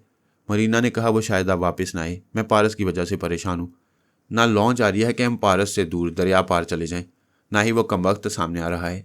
ये आंख मचोली जारी रहेगी तो हमें 2 घड़ी सोने का भी मौका नहीं मिलेगा। अब्दुल्ला ने कहा, तुम आराम से बेखौफ खतर सो जाओ, मैं जागता रहूँगा। सिर्फ जागने की नहीं, उसे तलाश करने की और उस पर काबू पाने की बात है। वो छुपकर हमें परेशान करता रहेगा। उसी वक्त मरीना ने अपने अंदर शीतारा की आवाज़ सुनी। वो कह रही थी, हेलो मरीना, कैसी हो? वो बोली, ठीक हूँ, तुम्हारा इंतज़ार कर रही थी। मैंने जो कामयाबियाँ हासिल की हैं, क्या उसकी रिपोर्ट सुनाऊँ? इसकी ज़रूरत नहीं है, मैं बड़ी देर तक तुम्हारे चोर ख्यालात पढ़ती रही हूँ, मुझे तमाम हालात का इल्म है। वो परेशान होकर बोली, क्या क्या तुम बहुत देर से मेरे दिमाग में हो? हाँ, तुम इस खुशफहमी में थी कि मैं तुम पर अंधा एतमाद करती हूँ, इसलिए चोर ख्यालात नहीं पढ़ूंगी। हाँ, मगर तुम इंसानी जहन को समझती हो, दिमाग में अच्छे बुरे ख्याल आते रहते हैं और इंसान बुरे ख्यालात से बचता रहता है। इसी तरह मैं भी अपनी आज़ादी के मुतल्लिक सोचने के बावजूद तुम्हारी ताबेदार बनकर रहना चाहती हूँ। तुम ना चाहोगी तब भी मेरी ताबेदारी करती रहोगी। सफूर और अब्दुल्ला मुझसे निजात हासिल नहीं कर सकेंगे। यह अच्छा है कि पारस ने तुम्हें जगाए रखा है, मैं भी यहाँ एक मामले में मसरूफ़ हूँ। वैसे तुम्हें सुबह तक ज़रूर नींद आएगी। मैं तुम्हारे ख्वाबीदा दिमाग पर इस बार ऐसा अमल करूँगी कि तुम अपने गॉड को भी भूल जाओगी और मुझे देवी बांधकर मेरी पूजा करती रहोगी। सीतारा, प्लीज़ मुझसे, वो बात काट कर बोली, शट अप, आइंदा बेतकल्लुफ़ी से मेरा नाम ना लेना। अब तुम महज 2 कौड़ी की मामूला हो, मैं जूते मार मार कर तुमसे अपना काम कराती रहूँगी। अभी जा रही हूँ, सुबह तक आऊँगी, अपने बचाव की कोशिश कर देखो, मुझसे बचकर नहीं जा सकोगी। वह चुप हो गई। मरीना ने उसके मजीद बोलने का इंतज़ार किया, फिर उसे आवाज़ दी, मैडम, तुम्हारे हुक्म के मुताबिक तुम्हारा नाम नहीं लूँगी, लेकिन मेरी इल्तजा सुन लो, मेरी ये पहली गलती मुआफ़ कर दो। वो बोल रही थी लेकिन कोई जवाब नहीं मिल रहा था। उसने दोनों हाथों से सर को थाम लिया। अब्दुल्ला ने पूछा, क्या बात है, खैरियत तो है? वह गहरी सांस लेकर छोड़ती हुई बोली, तारा ने मेरे चोर ख्यालात पढ़ लिए। क्या बागियाना ख्यालात भी पढ़ लिए? हाँ, उसे सब कुछ मालूम हो चुका है। वह तुम बहन भाई को भी तनवीम अमल के जाल से निकलने नहीं देगी। ये तो बहुत बुरा हुआ, हमें फ़ौरन ही रिहाई की कोई सूरत निकालना चाहिए। मरीना ने सख्त लहजे में कहा, अब रिहाई की बात ना करो, हम तनवीमी अमल की दलदल में हैं, जितना निकलने की कोशिश करेंगे उतना ही अंदर धंसते जाएंगे। सफूरा सुन रही थी और पारस को याद कर रही थी। उसने कहा था, अकल से काम लोगी तो शहर से आज़ाद हो जाओगी। वो नाग नामुमकिन को मुमकिन बना सकता है। उसने मरीना और भाई को गर्मा गर्म चाय पेश करते हुए कहा, पहले चाय पियो फिर सोचो, परेशान होने से मुसीबत नहीं टलेगी। चाय पीकर थकन दूर होगी तो दिमाग में कोई तदबीर आ सकेगी। वह तीनों चाय पीने लगे। अब्दुल्ला ने पूछा, क्या सीतारा मौजूद है? नहीं, शायद जा चुकी है। वैसे उसकी मौजूदगी का पता नहीं चलता। मैं चाय पीकर आराम करूंगी। सफूरा यहाँ मेरे पास रहेगी और तुम पारस को तलाश करने जाओगे। अंधेरे में ज़्यादा दूर ना जाना, वरना। वो बोलते बोलते चुप हो गई। हाथ से प्याली छूट गई। अपने हाथ से सीने को सहलाते हुए गहरी गहरी सांसें लेने लगी। अब्दुल्ला खड़ा हुआ था, वो भी खड़ा न रह सका। आहिस्ता आहिस्ता फर्श पर बैठ गया। सिर्फ सफूरा अपने पैरों पर खड़ी हुई थी, क्योंकि उस जहरीली पर कोई सी भी ज़रा रसां दवा सा नहीं कर सकती थी। उसने मरीना को थाम कर पूछा, मैडम क्या हो रहा है? क्या चाय में कुछ मिला हुआ है? बारबरा की आवाज़ सुनाई दी, चाय में नहीं, पानी में मिला हुआ है।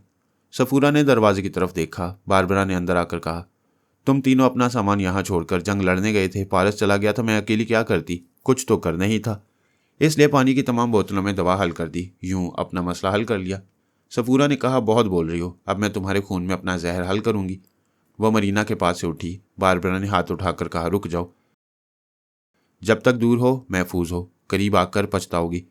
वह दोनों हाथ बढ़ाकर लंबे नाखूनों की नुमाइश करती हुई बोली, इन नाखूनों की हल्की सी खराश तुम्हारे बदन पर पड़ेगी तो घंटों मौत और जिंदगी की कशमकश में रहोगी। तुम्हें मरने नहीं दूंगी, पारस के लिए इबरत का सबक बना दूंगी और उससे अपने भाई और मैडम की सलामती चाहूंगी। वह दोनों हाथ बढ़ाकर बारबरा को पंजे मारना चाहती थी। उसी लम्हे पाशा ने दरवाजे पर आकर गोली चलाई। गोली शाने की हड्डी तोड़ती हुई गुजर गई। वो चीख मारकर लड़खड़ाई, फिर पीछे दीवार से टकरा कर गिर पड़ी। बारबरा ने उसके दिमाग में आकर कहा, मुझे खुशामदीद कहो, मैं आ गई हूँ। मैंने बारबरा की प्लानिंग के मुताबिक लैला और सलमान को मरीना और अब्दुल्ला के दिमागों में पहुंचा दिया। वहां लकड़ी के पुराने पलंग बिछे हुए थे। पाशा ने उन तीनों को उठाकर एक एक पलंग पर पहुंचा दिया। बाकी काम हमारे तीनों टेलीपैथी जानने वाले और वालियों पर छोड़ दिया। मैंने पारस के पास आकर कहा, इन तीनों को तनवीमी नींद के लिए सुलाया जा रहा है। यह अच्छा है कि फार्मूलों के जितने तलबगार हैं वह दरिया पार करने से पहले ही काबू में आ जाएं या ये मुल्क छोड़कर चले जाएं। हमें अल्पा की मसरूफियात का इल्म था, लेकिन अभी तक ये बात हमारे इल्म में नहीं आई थी कि इसराइल में जो नई तंजीम वजूद में आई है वह 6 आदम ब्रादर्स पर मुश्तमिल है और उनका एक ब्रादर ब्लैक आदम इस जंगल में पहुंचा हुआ है। पारस ने कहा, पापा पता नहीं वो कौन था जिसकी गाड़ी मैंने बेकार कर दी और असलहा से महरूम कर दिया। अब वो कहीं रूपोश हो गया या वापस चला गया है। नहीं बेटे, वो तनहा इस जंगल में से गुजर कर शहर वापस नहीं जाएगा। अल्पा उसके लिए कुछ इंतजाम कर रही होगी। गोया फिर एक नई टीम यहाँ आएगी। प्लीज़ अब आप लॉन्च वालों को ना रोकें, इधर आने दें। हमें नए दुश्मनों के आने से पहले दरिया पार कर लेना चाहिए।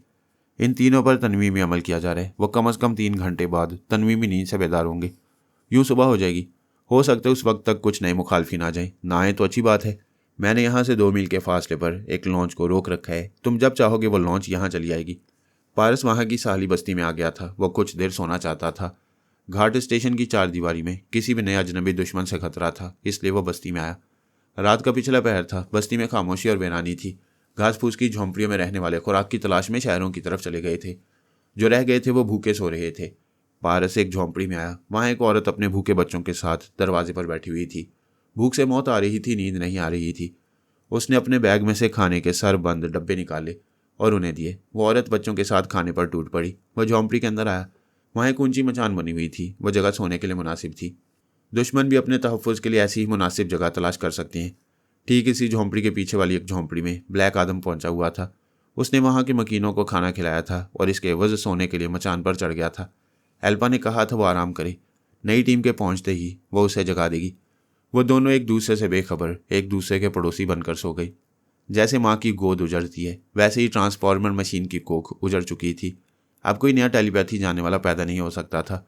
सुपर मास्टर के पास 2 ही ख्याल ख्वानी करने वाले रह गए थे, जिनमें से एक टेरी हार्ट लापता हो गया।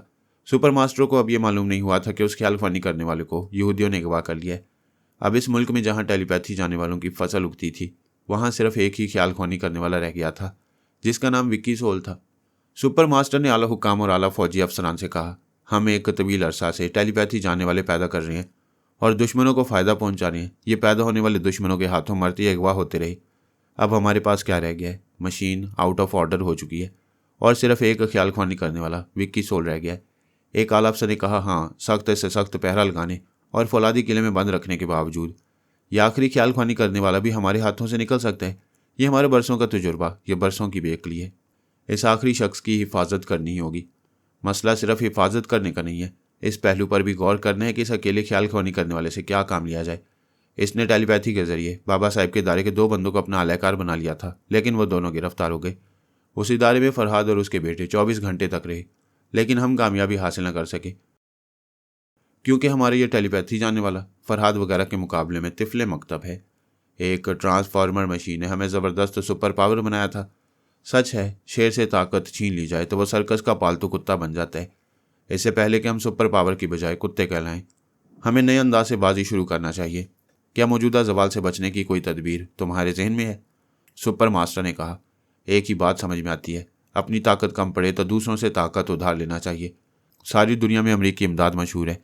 हम जैसे गरीब और कमज़ोर मुल्कों को अनाज, हथियार और डॉलर कर्जे के तौर पर देते हैं। फिर क्या हम टेलीपैथी का हथियार कर्ज के तौर पर हासिल नहीं कर सकते? एक फौजी अफसर ने पूछा, क्या तुम ये कहना चाहते हो कि हमें शी तारा की सलाहियतें उधार लेना चाहिए? हाँ, इसके बगैर कोई चारा नहीं। एक आला हाकिम ने कहा, सुपर मास्टर, तुम उस बूढ़े तबरेज़ी साहब की पेशगोई दुरुस्त करना चाहते हो? उसने कहा था कि हम शी तारा और मरीना की टेलीपैथी के मोहताज हो जाएंगे। हमारा मसला पेशगोई को दुरुस्त या गलत साबित करना नहीं है। हमारे पास जो कमी है वो किस तरह पूरी की जाए। क्या हम मास्क मैन से या इसराइली हुकूमत से कोई टेलीपैथी जानने वाला उधार मांग सकती हैं? नहीं, कोई अपनी ताकत हमें नहीं देगा, और देगा तो टेलीपैथी जानने वाले के जरिए हमारे अंदरूनी राज ज़रूर मालूम करेगा। एक ने कहा, सिर्फ शी तारा और मरीना ऐसी हैं जो किसी बड़े मुल्क के ज़ेर असर नहीं। वो किसी के लिए जासूसी नहीं करती हैं। वो हमारे बेशतर मामलात में हमारी मुआविन साबित होंगी। सुपर मास्टर ने कहा, फिलवक्त हमारे सामने ट्रांसफार्मर मशीन की मुरम्मत का मसला है। हम यकीन से नहीं कह सकते कि ये मशीन कितने दिनों, कितने हफ्तों, महीनों और सालों में दुरुस्त होगी। तब तक हम फरहाद और यहूदी टेलीपैथी जानने वालों के सामने सोकड़ कर नहीं रहेंगे। उनके आगे बेबस होकर उनके जायज़ या नाजायज़ मुतालबात मंजूर करने पर मजबूर नहीं होंगे। दुरुस्त कहते हो। मौजूदा हालात का तकाजा है कि शी तारा और मरीना की खिदमात हासिल की जाएँ। उनकी खिदमात हासिल करने के अलावा एक और मंसूबा है जिस पर मैं अमल कर रहा हूँ। इसके नतीजे में जल्द ही कामयाबी हासिल होगी तो मैं बहुत बड़ी खुशखबरी सुनाऊंगा। एक हाकिम ने पूछा, क्या तुम इस मंसूबे को राज में रखना चाहते हो? जी हाँ, मजबूरी है। आप में से कई हजरात योगा के माहिर नहीं हैं। मेरी ज़ुबान से निकला हुआ राज दुश्मन टेलीपैथी जानने वालों तक पहुँच जाएगा। ऐसा पहले भी हो चुका है। एक फौजी अफसर ने कहा, कोई ज़रूरी नहीं कि अब भी ऐसा ही हो। सुपर मास्टर ने कहा, तुम योगा के माहिर नहीं हो। इस वक्त तुम्हारे दिमाग में कोई दुश्मन छुपा हुआ है। वह तुम्हारे ज़रिए ज़िद करके मेरा खुफिया मंसूबा मालूम करना चाहता है।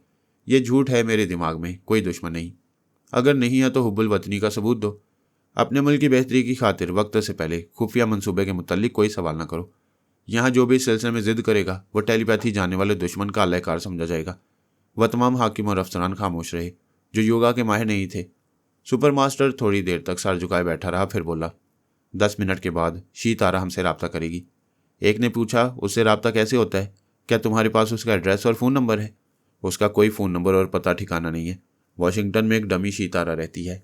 मैंने उससे फ़ोन पर रब्ता किया था और असल शीतारा से गुफ्तगू की ख्वाहिश जाहिर की थी। जो असल है वो अपनी डमी से दिन के 12 बजे और रात के 12 बजे रब्ता करती है। ऐसे रब्ते के बाद डमी ने मुझे बताया था कि वो इस वक्त मुझसे बातें करेगी, इसलिए मैंने आप लोगों से इस इजलास में शरीक होने की दरख्वास्त की थी। अब 6 मिनट रह गए हैं। 6 मिनट के बाद फ़ोन की घंटी ने मतवजा किया। सुपर मास्टर ने रिसीवर उठाकर कहा, हेलो, मैं सुपर मास्टर बोल रहा हूँ। मैं डमी बोल रही हूँ। मादाम शीतारा मेरे दिमाग में मौजूद हैं। अपने किसी ऐसे शख्स की आवाज़ सुनाओ जो सांस ना रोकता हो। मादाम उसके अंदर आकर तुमसे गुफ्तगू करेगी। सुपर मास्टर ने इजलास में मौजूद एक अफसर से कहा, आप रिसीवर लेकर अपनी आवाज़ सुनाई। मादाम आपकी ज़ुबान से हमें मुखातिब करेंगी।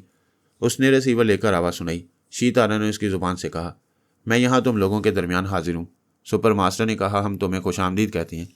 हमने तुम्हें नए सिरे से दोस्ती का रिश्ता कायम करने के लिए बुलाया है। इसका मतलब है तुम्हारे 2 टेलीपैथी जाने वाले काम नहीं आ रहे। वो हमारे काम आ रहे हैं। तुम ये ना समझो कि हम बहुत ज़्यादा मजबूर होकर अपनी किसी गर्ज के लिए तुमसे दोस्ती कर रहे हैं। फिर मैं क्या समझूं? किस लिए मुझसे दोस्ती का ख्याल आ रहा है? इसलिए कि हम किसी गर्ज के बगैर पूरे खुलूस से दोस्त बनाना चाहती हैं। तुम ये तस्लीम करोगी कि दोस्ती एक बड़ी ताकत है, और ये बड़ी ताकत उस वक्त हासिल होगी जब तुम हमारी और हम तुम्हारे हो जाएंगे। यही फैसला 2 दिन पहले कर लेते तो हम बाबा साहब के इदारे से किसी टेलीपैथी जानने वाले को अगवा करके ले आते। फैसले में देर हुई, अंधेर तो नहीं हुआ है। हमें देर आयद दुरुस्त आयद की कहावत पर यकीन रखना चाहिए। ठीक है, आगे बोलो। दोस्ती कैसे होगी? किन शराइत पर होगी? तुम लोग मुझे क्या दोगे और मेरी सलाहियतों से क्या लोगे? सबसे पहले तो हम तुम्हें अमेरिका की शहरियत देना चाहते हैं। वास्कर बोली, टेलीपैथी जानने वाले किसी भी मुल्क की शहरियत इख्तियार कर लेते हैं। वह कानूनी इजाज़तनामा के मोहताज नहीं रहते। यह दुरुस्त है, लेकिन हम तुम्हें सिर्फ कानूनी तौर पर ही नहीं, सरकारी तौर पर भी एक बड़ा ओहदा देना चाहते हैं। यानी सोनिया सानी की तरह मुझे सुपर मादाम बनाना चाहते हो? हाँ, अमेरिका जैसे मुल्क की सुपर मादाम बनना तुम्हारे शायान निशान है। सोनिया सानी को इतने इख्तियार कभी नहीं मिले जितने कि हम तुम्हें देने वाले हैं। बेशक ये बहुत बड़ी ऑफ़र है, लेकिन मुझ पर बहुत ज़्यादा जिम्मेदारियां पड़ेंगी, और इन तमाम जिम्मेदारियों से निपटने के लिए मुझे वाशिंगटन में आकर क्या करना होगा। तुम बेखौफ खतर यहाँ आ सकती हो। हम ऐसे ही हिफाजती इंतजाम करेंगे कि कोई तुम्हारे नक्शे कदम को भी नहीं पा सकेगा। मुझे यकीन है कि मैं तुम्हारे काम आती रहूँगी, तो तुम सब अपनी जान से भी ज़्यादा मेरी हिफाजत करोगे। सच तो यह है कि कई महफूज पनाहगाहें बदल चुकी हूँ, फिर भी दड़का लगा रहता है कि फरहाद या उसके बेटे किसी भी दिन आकर मुझे दबोच लेंगे और मुझे अपने ज़ेर असर ले आएंगे। फरहाद और उसके बेटे बार बार जन्म लेकर भी हमारी हिफाजती दीवारों को तोड़कर तुम्हारे पास नहीं पहुँच सकेंगे। तुम मरीना के साथ चल जाओ। मरीना दूसरे मामलात में मसरूफ़ है। पहले मैं आऊँगी, चंद हफ्तों के बाद वो भी आ जाएगी। जैसे तुम्हारी मर्जी। ये बताओ तुम कब आ रही हो? 24 घंटे के अंदर आने की कोशिश करूँगी। आने से पहले फ़्लाइट नंबर वगैरह बता दूँगी। ओह, वेरी नाइस ऑफ़ यू। तुमने जी खुश कर दिया है। हम सब बेचैनी से तुम्हारा इंतज़ार करते रहेंगे, लेकिन बुरा न मानो तो ये पूछना चाहता हूँ कि तुम ही आ रही हो या अपनी डमी को भेज रही हो? मैं आ रही हूँ, लेकिन यकीन नहीं दिला सकूँगी कि असल हूँ या नकल। मेरे भाई पैपा सरना के सिवा किसी ने मेरी सूरत नहीं देखी है। तुम लोग मुझ पर शुबा करोगे तो बुरा नहीं मानूंगी। मशकूक होकर भी तुम लोगों के लिए काम आती रहूँगी। रफ्ता रफ्ता मेरी सच्चाई का यकीन हो जाएगा। दुरुस्त कहती हो। इब्तदा में हमें असल और डमी के चक्कर में नहीं पड़ना चाहिए, वरना कभी एक दूसरे पर एतमाद नहीं कर पाएंगे। बस तुम चली आओ। मैं जा रही हूँ। वादा के मुताबिक 24 घंटे के अंदर आ जाऊँगी। वो अपनी जगह दिमागी तौर पर हाजिर होकर सोचने लगी। सुपर मास्टर मुझे नादान बच्ची समझता है। मैंने देखा है कि उन्होंने सोनिया सानी को सुपर मादाम बनाकर किस तरह एक शानदार बंगले में कैद कर रखा था, और आखिरी वक्त तक उसे गोली मार देना चाहते थे। वो बड़ी मक्कार निकली। पता चला वो कभी बंगले में थी ही नहीं। उस बंगले में उसकी अपनी डमी मौजूद थी। शीतारा भी यही करने वाली थी। आज तक उसने किसी को अपनी असल सूरत नहीं दिखाई थी। फिर वाशिंगटन आकर खुद को जाहिर करने की हमाकत क्यों करती? उसके पास एक नहीं कई खुफिया पनाहगाहें थीं, जहाँ वो किसी खटके या दड़के के बगैर रहती थी। वो अपनी डमी नंबर 3 यानी शीतारा 3 के पास आई। कुछ अर्सा पहले पाशा लंदन में शीतारा 3 के बेडरूम में पहुंच गया था, जो किसी से ज़ेर हो जाती थी और ज़ाहिर हो जाती थी। शीतारा फिर उसे अपनी डमी बनाकर नहीं रखती थी। तनवीमी अमल के ज़रिए उसकी शख्सियत बदल देती थी। उसने लंदन वाली शीतारा के साथ भी यही किया था। उसकी जगह एक नई शीतारा 3 को अपना अलहकार बनाया था। वो दिल्ली में रहती थी। शीतारा ने उसे अच्छी तरह समझा दिया कि उसे वाशिंगटन जाकर किस तरह असली शीतारा का रोल प्ले करना चाहिए। वह दिल्ली से वहाँ जाएगी तो और यकीन पुख्ता होगा कि शीतारा हिंदुस्तानी है, इसलिए दिल्ली से आ रही है। इन मसरूफियात में कई घंटे सरफ हुए। उसने घड़ी देखकर हिसाब लगाया तो सोमालिया में सुबह हो चुकी थी। शायद मरीना सो रही होगी। शीतारा ने सोचा वो सो रही हो या जाग रही हो। उसके चोर ख्यालात से मालूम हो चुका है कि वह अब भरोसे के काबिल नहीं रही, लिहाजा आइंदा भी उसके चोर ख्यालात पढ़ते रहना चाहिए। शीतारा भी तमाम रात जागती रही थी। उसने सोच रखा था कि 2-4 घंटे के बाद वो फिर मरीना के पास जाएगी और उस पर मजीद तनवीमी अमल करके उसके दिमाग से बगावत मिटा देगी। वो फिलहाल चोर ख्यालात पढ़ने आई तो ख्याल ख्वानी की लहरें भटक कर वापस आ गई। दूसरी बार उसने मरीना के असल लहजे को गिरफ्त में लिया, तब भी उसके दिमाग तक ना पहुंच सकी। ये बात वाज़ेह हो गई कि दुश्मनों ने उसे जेर कर लिया है, उसके लहजे को बदल दिया है, और मरीना के ज़हन में जो नया लहजा नक्श किया गया था उसे शीतारा नहीं जानती थी, इसलिए अपनी ताबेदार मरीना के दिमाग में नहीं पहुंच पा रही थी। ये उसे बहुत बड़ा नुकसान पहुंचा। एक टेलीपैथी जानने वाली अब उसके ताबेदार नहीं रही थी। उसे यूं लग रहा था जैसे अपनी आधी ताकत घट गई हो, अपना एक बाजू अचानक कट गया हो। वो परेशान होकर अपनी जगह से उठ गई, इधर से उधर टहलने लगी। कोई 3 घंटे पहले तक वो गैर मामूली फार्मूले हासिल करने के रास्ते पर कामयाबी से जा रही थी। पूरा यकीन था कि मरीना के ज़रिए बहुत ही ज़बरदस्त फार्मूले हासिल हो जाएंगे, लेकिन अब अचानक ही सारा खेल ख़त्म हो गया था। वो जीतने वाली बाजी हार चुकी थी। लेकिन नहीं, इतनी आसानी से हार नहीं मानी जाती। फिर वो फार्मूले इतने अहम थे कि वो उनके हसूल से बाज नहीं आ सकती थी। वो पारस पर तिल मिला रही थी। वो काहिरा में आंखनुमा 2 हीरे छीन कर ले गया था। वो हीरे उसे सारी दुनिया की बेताज मलका बना सकते थे। वहाँ उसने खुशकिस्मती छीनी, यहाँ सोमालिया में एक टेलीपैथी जानने वाली को छीन लिया। ऐसी बड़ी बड़ी नाकामियाँ उसके लिए नाकाबिले बर्दाश्त थीं। वो गुस्से से टहल रही थी और कसम खा रही थी कि सिर्फ फार्मूले ही नहीं, 2 हीरा आंखें भी पारस से छीन लेगी। वो एक जगह बैठ गई, दोनों हाथों से सर थामकर अपने दिमाग को पुरसुकून रखने की कोशिश करने लगी। अगरचे मरीना हाथ से निकल गई थी और ताकत कुछ कम हो गई थी, ताहम सुपर मास्टर की दोस्ती से एक नई कुव्वत हासिल हो रही थी। अब वो सुपर मास्टर की खतरनाक फोर्स को पारस के पीछे लगा सकती थी। ऐसा करने से ये नुकसान होता कि सुपर मास्टर को उन फार्मूलों का इल्म हो जाता। फ़ायदा ये होता कि उस जंगल में पारस के मुकाबले में एक बहुत बड़ी ताकत को दीवार बना देती। सुपर मास्टर के खास बंदों के दिमागों में रहती। जब वो फार्मूले हासिल करने में कामयाब होते तो उनसे फार्मूले छीन कर अपने कब्जे में कर लेती। वो थोड़ी देर इस मंसूबे को अपने दिमाग में पकाती रही। फिर उसने सुपर मास्टर के नुमाइंदे से कहा, तुम्हारे मास्टर से बात करना चाहती हूँ। नुमाइंदे ने कंप्यूटर के जरिए रब्ता किया। दूसरी तरफ से सुपर मास्टर के अल्फाज कंप्यूटर की स्क्रीन पर उभरे। शीतारा ने नुमाइंदे के जरिए पढ़ा। वहाँ लिखा था, हेलो शीतारा, मैं हाजिर हूँ, बोलो क्या बात है। नुमाइंदे ने शीतारा का जवाब वहाँ तक पहुँचाया। उसका जवाब था, मैं कुछ अहम और बहुत ही राज की बातें करने आई हूँ। सुपर मास्टर ने कहा, बेझिझक कहो, ये नुमाइंदा हमारा गहरा राजदार है। वो बोली, तुम्हें वो लड़की याद होगी जो पैदाइशी तौर पर न लड़का था न लड़की। बाद में उसके साथी जायरी ने जबरन ऑपरेशन के जरिए उसे लड़की बना दिया। मुझे याद है तुम बारबरा की बात कर रही हो। हाँ, वो बारबरा पारस के साथ सोमालिया के जंगल में है। क्या वाकई वो दोनों वहाँ क्या कर रहे हैं? क्या तुमने यूसुफ अल बुरहान उर्फ पाशा का नाम और उसकी गैर मामूली सलाहियतों के मुतल्लिक कुछ सुना है? नहीं, ये पाशा कौन है? वो पाशा के मुतल्लिक तमाम बातें तफसील से बताने लगी। सुपर मास्टर ने कहा, मैं तुम्हारी बातों को गलत नहीं कह सकता, लेकिन यह नाकाबिल यकीन बात है। वो पाशा हज़ारों मील दूर की आवाज़ें सुन लेता है, गहरी तारीकी में देख लेता है, फौलादी ज़ेन रखता है और चट्टानी जिस्म रखता है। ये सब किस्से कहानियों की बातें लगती हैं। इब्तदा में हर नई चीज़ हैरत अंगेज़ और नाकाबिल फ़हम होती है। जिसे आज हमारा दिमाग तस्लीम नहीं करता, उसे आने वाला वक्त तस्लीम करा देता है। वैसे तुम यकीन ना करो, कोई फ़र्क नहीं पड़ता। क्या तुम्हारे लिए इतना काफ़ी नहीं है कि फरहाद का बेटा पारस उस गैर मामूली शख्स पाशा और बारबरा के साथ जंगल में है? हाँ, बारबरा हमारी ट्रांसफार्मर मशीन की पैदावार है, वो हमारी मलकियत है। अगर वो अफ्रीका के जंगल में है तो हम उसे अपने यहाँ टेलीपैथी जानने वालों की कमी पूरी करने के लिए ज़रूर हासिल करेंगे। लगे हाथों पारस हमारे काबू में आ जाए तो हम सोनिया सानी के फ़रेब का इंतकाम ले सकेंगे। फिर पाशा की भी गैर मामूली सलाहियतों को आजमा लिया जाएगा। वो बोली, इसके लिए ज़्यादा वक्त नहीं। वो तीनों लॉन्च के इंतज़ार में घाट स्टेशन की 4 दीवारी में रात गुजार रही हैं। पहली कोशिश तो ये करो कि उन्हें दरिया पार करने के लिए कोई लॉन्च ना मिले। फ़ौरन हॉटलाइन पर सोमालिया के हुकाम से कहो कि दरिया जोबा में चलने वाली तमाम लांचों के मालकान को हुक्म दिया जाए कि 12 घंटों तक कोई लॉन्च ना चला सके, किसी मुसाफिर को एक जगह से दूसरी जगह ना पहुंचाया जाए। मैं अभी हॉटलाइन पर बात करता हूँ। बाय द वे, उनके दरिया पार करने से हमें क्या नुकसान पहुंचेगा? वो दरिया पार करने के बाद पॉपिक माइस कबीले में पहुंच जाएंगे। वहाँ 20 फुट ऊंचे बुत के अंदर वो फार्मूले छुपा कर रखे गए हैं।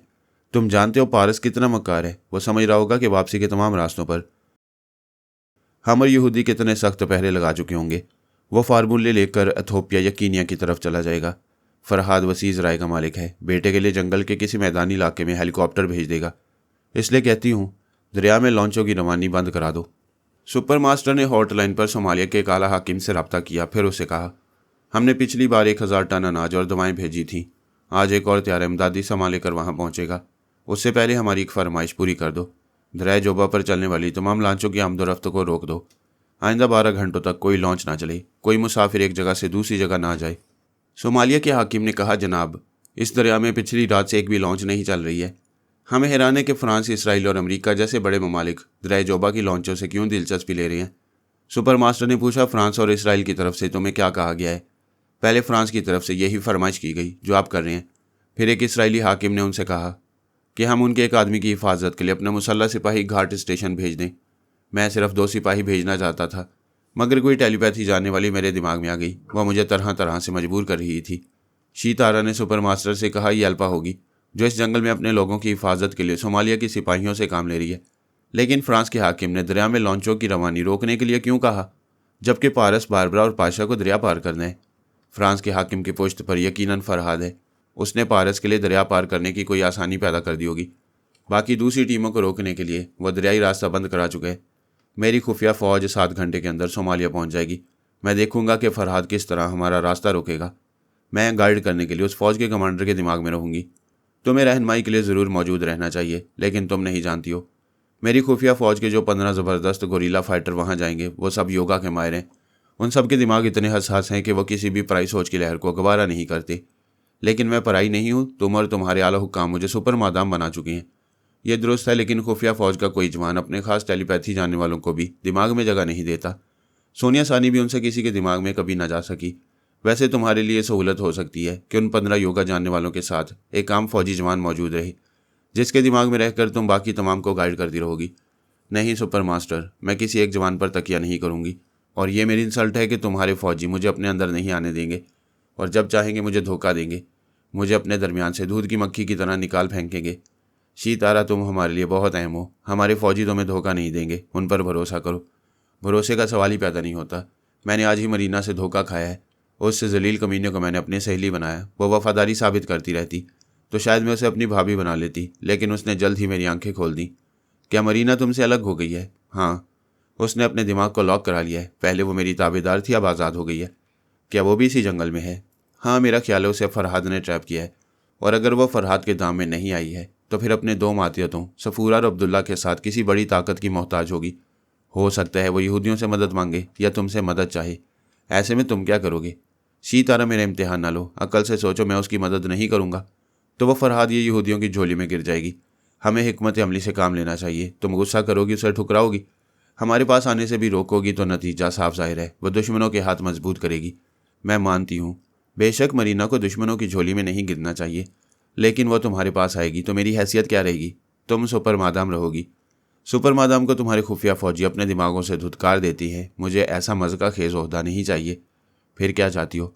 मैं चाहती हूँ कि तुम सब मेरी ज़ात पर भरोसा करो। अपने खुफिया फौजियों को हुक्म दो कि वह मेरे लिए अपने दिमागों के दरवाजे खोल दें। वह तुम्हारे खास फौजी, अगर ये बहाना करोगे कि वह तुम्हारा हुक्म नहीं मानती है तो इसका मतलब यही होगा कि तुम्हारे दिल में खोट है। ऐसी बात नहीं है। मैं अपने फौजियों से कह दूंगा, तुम खास ज़रूरत के वक्त उनसे रब्ता कर सकोगी। सिर्फ खास ज़रूरत के वक्त वो आने देंगे, फिर मुझे अपने अंदर से भगा देंगे। No super master, no. मैं उस मुख्तसर सी फ़ौज के कमांडर और 2-4 खास जवानों पर तनवीमी अमल करूँगी। उन्हें अपना मामूल बनाऊंगी ताकि मैं अपने खिलाफ उनके चोर ख्यालात मालूम करती रहूं। शीतारा, ये तुम बचकाना बातें कर रही हो। अगर मैं कहूं कि तुम हमारे टेलीपैथी जानने वाले विक्की सोल के लिए अपने दिमाग के दरवाजे खोल दो और उसे तनवीमी अमल की इजाज़त दो, तो क्या तुम अपने चोर ख्यालात पेश करने के लिए मामूला बन जाओगी?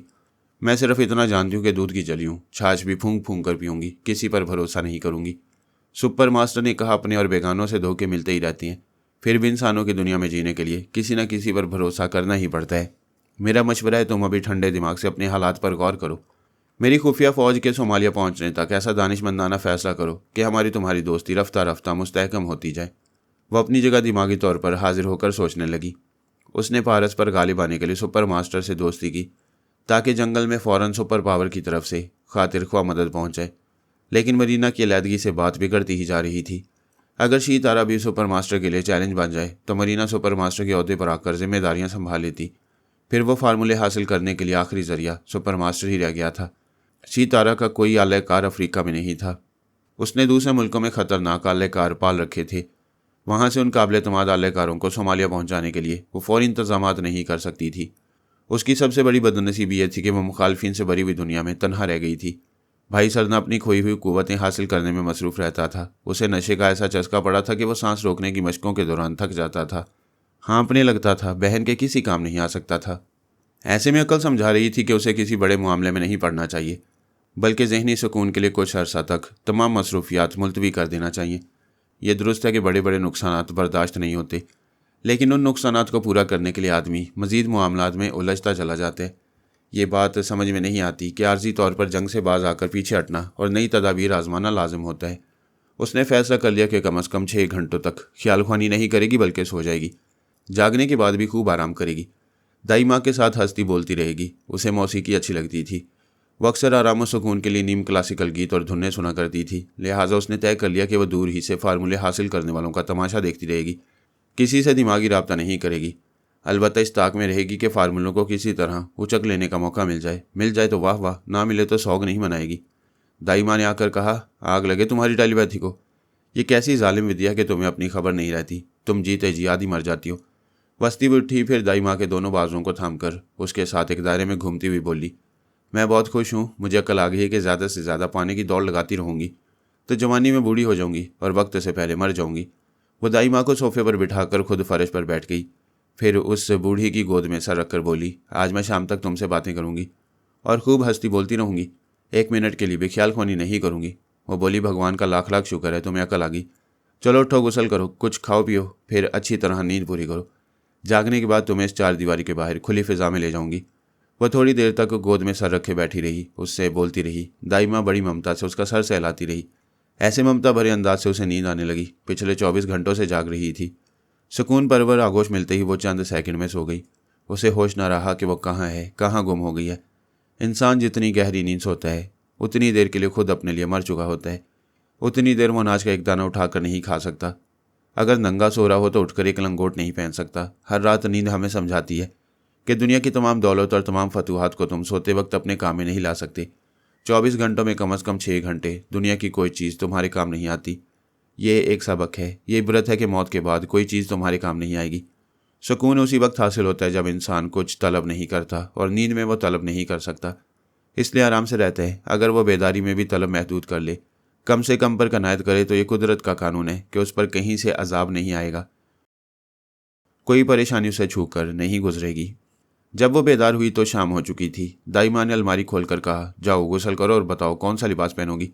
उसने उठकर एक शलवार कमीज़ का इंतखाब किया, फिर गुसल खाने में चली गई। दुनिया के तमाम ममालिक में, उसकी तमाम बड़े शहरों में शानदार कोठियाँ और बंगले थे। वो अपने हालात और दुश्मनों के मजाज को समझते हुए किसी मुल्क के किसी शहर में क़याम करती थी।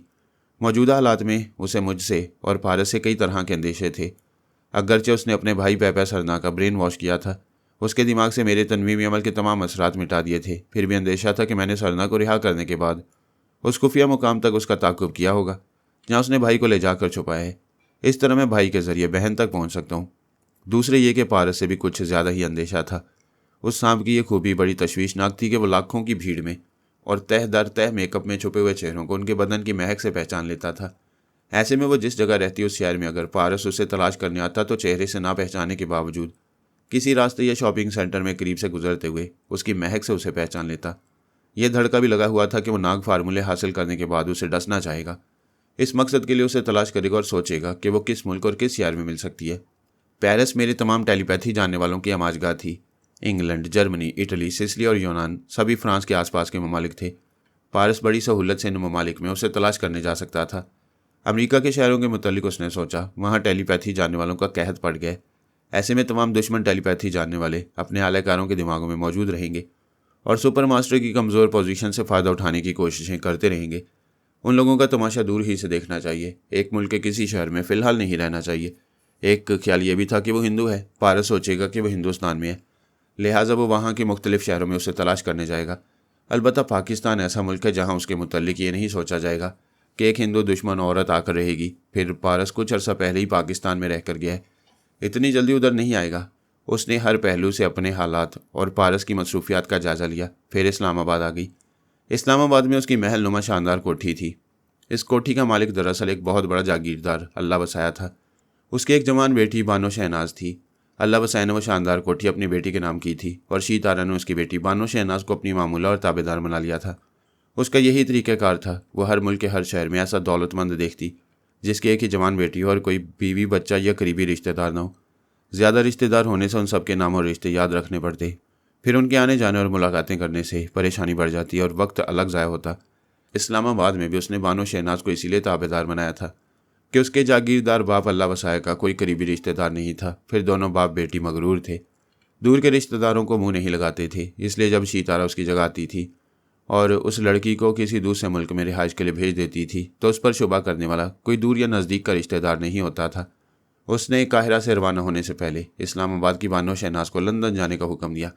लंदन की डमी शीतारा और डमी सरना को समझा दिया कि वो शहनाज पर नज़र रखें और जब तक दूसरा हुक्म ना मिले उसे वापस इस्लामाबाद ना जाने दें।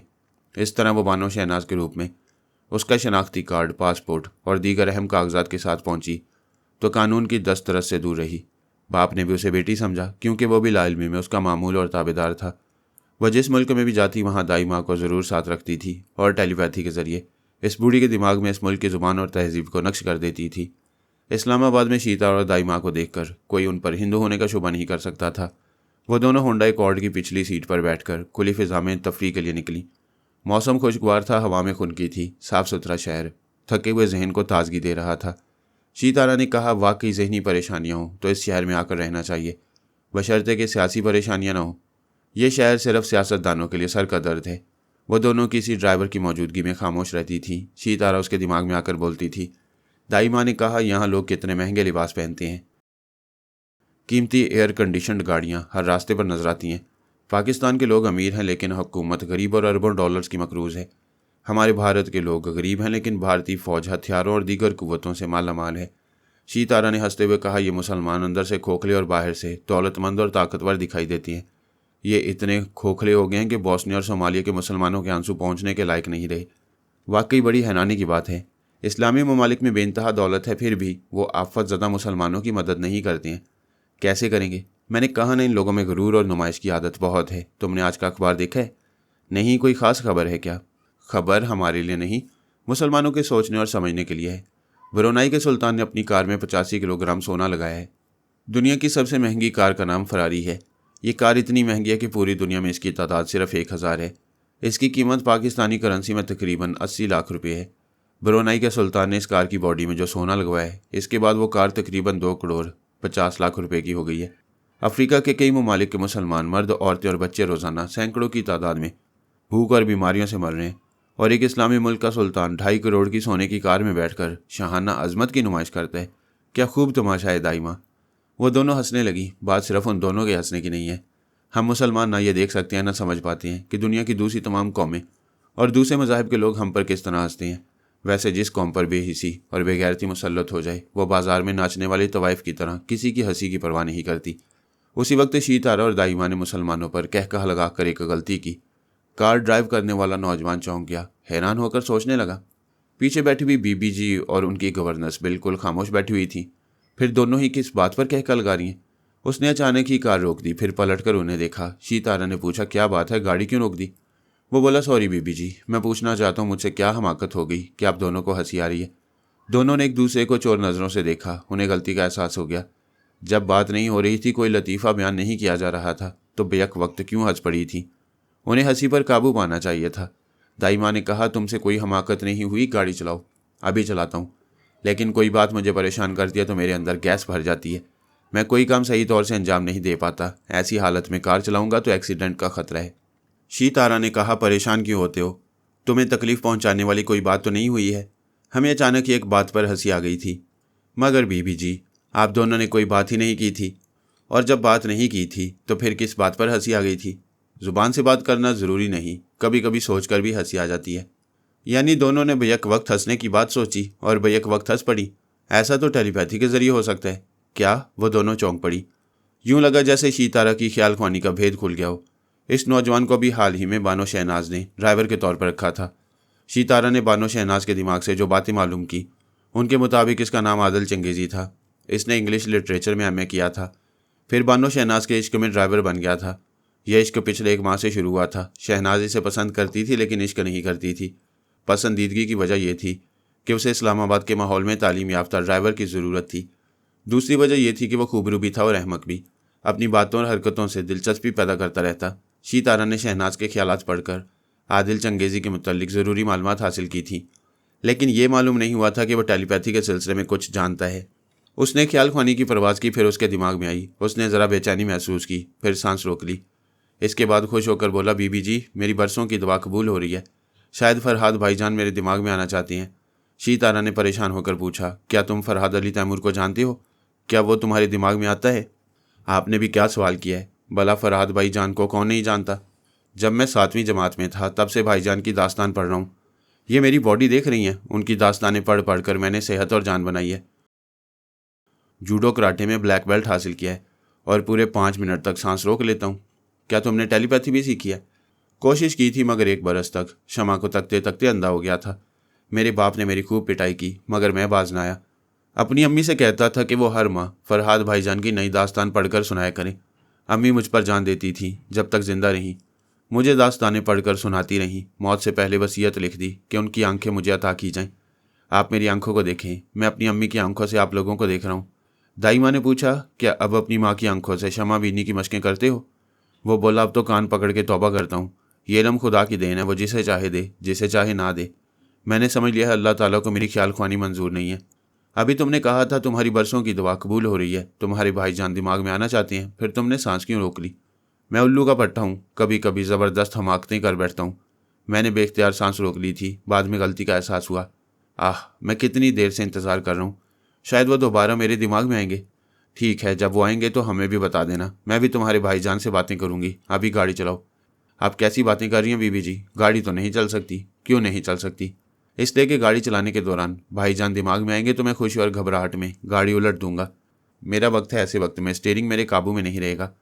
उसने ख्याल ख्वानी के जरिए कहा, दाई माँ मैं इस अनजाने शहर में गाड़ी नहीं ड्राइव करना चाहती और ये पागल का बच्चा फरहाद के इंतज़ार में हमें यहाँ बिठाए रखेगा।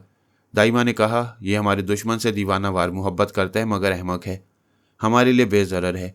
इसकी ख्वाहिश पूरी कर दो, फरहाद की रिश्तेदार बनकर इसकी खोपड़ी में जाओ। शीतारा उसके दिमाग में आई। वो गहरी गहरी सांसें लेते हुए बोला, नहीं, अब मैं सांस नहीं रोकूंगा। प्यारे भाईजान, ये आप ही हैं ना? शीतारा ने कहा, मैं भाईजान नहीं हूँ। मेरी नुस्वानी आवाज़ से बूझो मैं कौन हूँ? वो कुछ सोचकर बोला, हाँ समझ गया, आप मेरी भाभी जान रसवंती हैं। खबरदार, ऐसा हिंदुआना नाम न लेना। अब तो वो मोहतरमा आमना कहलाती हैं और वह दुनिया वालों से मुंह मोड़कर गोशा नशीनी इख्तियार कर चुकी हैं। वो तुम्हारे पास नहीं आएंगी। अच्छा समझ गया, फिर तो आप भाईजान की दूसरी शरीक हयात लैला हैं। वाह, तुम तो बहुत अक्लमंद हो, आखिर मुझे पहचान ही लिया। उसने खुश होकर शीतारा की तरफ हाथ बढ़ाते हुए कहा, बीबी जी हाथ मिलाइए। मेरे दिमाग में भाभी जान आई हैं, वो मुझसे बातें कर रही हैं, मैं उनसे बातें कर रहा हूँ, हम दोनों एक दूसरे से बातें कर रहे हैं। इस खुशी में जल्दी से हाथ मिलाइए, अभी मुझे उनसे बहुत सी बातें करनी है। दाई माँ ने नागवारी से कहा, ये ड्राइवर अपनी औकात देख, अपनी मालका का हाथ पकड़ना चाहता है। वो बोला, ए बुढ़िया चुप कर, दो बराबर वालों के बीच में ना बोल। मुझे भाभी जान का ताउन हासिल हो रहा है, इस लम्हे से मैं ड्राइवर नहीं बीबी जी का होने वाला शौहर हूँ। दाई माँ ने गुस्से से कहा, अरे ओ गधे के बच्चे, तू तो हवा में उड़ने लगा है। वो बोला, मेरी प्यारी लाला भाभी जान, प्लीज़ आप इस बूढ़ी खूसट की ज़ुबान बंद कर दें, वरना ये मुझे रिश्ते की बात नहीं करने देगी। शीतारा ने दाई माँ के अंदर आकर कहा, तुम देख रही हो कि यह निरा अहमक है, फिर इसकी बातों का बुरा क्यों मानती हो? मुझे मुसलसल परेशानियाँ उठाने के बाद ये खिलौना दिल बहलाने को मिला है। हमें तफरीही मूड में रहना चाहिए, तुम दोनों होंठों को बंद कर लो। वो खुश होकर बोला, हाँ ये हुई ना बात। दोनों होंठ चिपक गए हैं, अब ये कब्र में जाकर खुलेंगे। दाई माँ अंदर ही अंदर तिल मिलाकर रह गई। शीतारा ने कहा, दिल अब गाड़ी चलाओ। वो बोला, बीबी जी नहीं, अब तुम बीबी जी नहीं हो, मेरी बानो शहनाज हो। मैं होने वाले शौहर की हैसियत से हुक्म देता हूँ, खामोश बैठी रहो, गाड़ी चलाने को ना कहो। मैं भाभी जान से ज़रूरी गुफ्तगू कर रहा हूँ। वह फिर उसके अंदर आकर बोली, सड़क के किनारे ज़रूरी मसले पर गुफ्तगू नहीं होती। बानो शहनाज को पर्ल कॉन में पहुँचा दो, वहाँ पार्किंग एरिया में पहुंचकर मेरा इंतज़ार करो, मैं आऊँगी, अभी जा रही हूँ। वो उसके दिमाग से निकल गई। उस बेचारे पर सहर तारी हो गया। फरहाद की जोरू बात करके गई थी। ऐसी हैरत अंगेज़ और नाकाबिल यकीन मुसरतें उस कम नसीब को मिली थी। उसका बस चलता तो इन मुख्तसर से लम्हात को याद करते करते ज़िंदगी गुजार देता। शीतारा ने पिछली सीट से कहा, दिल खुदा के लिए चलो। वो ख्यालात से चौंक गया। फिर उसने ये सोचकर गाड़ी स्टार्ट की कि होटल पर्ल कॉन के पार्किंग एरिया में पहुँचने से भाभी जान फिर दिमाग में आएंगी, लिहाजा वहाँ जल्द पहुँचना चाहिए। वो तेज़ रफ्तारी से ड्राइव करता हुआ होटल के अहाते में आ गया। शीतारा दरवाज़ा खोलकर दाई माँ के साथ बाहर आई, फिर वहाँ से चलती हुई डाइनिंग हॉल में पहुँच गई। वो दोनों एक मेज़ के अतराफ बैठ गई। डाइनिंग हॉल के उस हिस्से में सेल्फ सर्विस का इंतज़ाम था। शीतारा ने कहा, दाई माँ तुम जाओ, अपने और मेरे लिए कुछ खाने को ले आओ, मैं ख्याल ख्वानी में मसरूफ़ रहूँगी। क्या उस गधे के पास जा रही हो? नहीं दाई माँ, मैंने खासी तफरी की है, अब ज़रा संजीदा मामले को देखना चाहिए। तुमने आज सुबह कहा था कि तुम्हें अकल आ गई है, तुम ज़्यादा से ज़्यादा पाने की दौड़ में वक्त से पहले बूढ़ी होना या मरना नहीं चाहती। उन फार्मूलों पर मिट्टी डालो, हाजिर दिमाग रहो और इस माहौल को एंजॉय करो। मैं फार्मूलों के लिए ज़्यादा परेशान नहीं हूँ। वो जो मेरे पास आंखनुमा हीरा था वो पारस ने ले लिया है। ले लिया है? कैसे ले लिया है? क्या उससे सामना हुआ था? हाँ, मगर जब तक सामना रहा उसने मुझे और मैंने उसे नहीं पहचाना।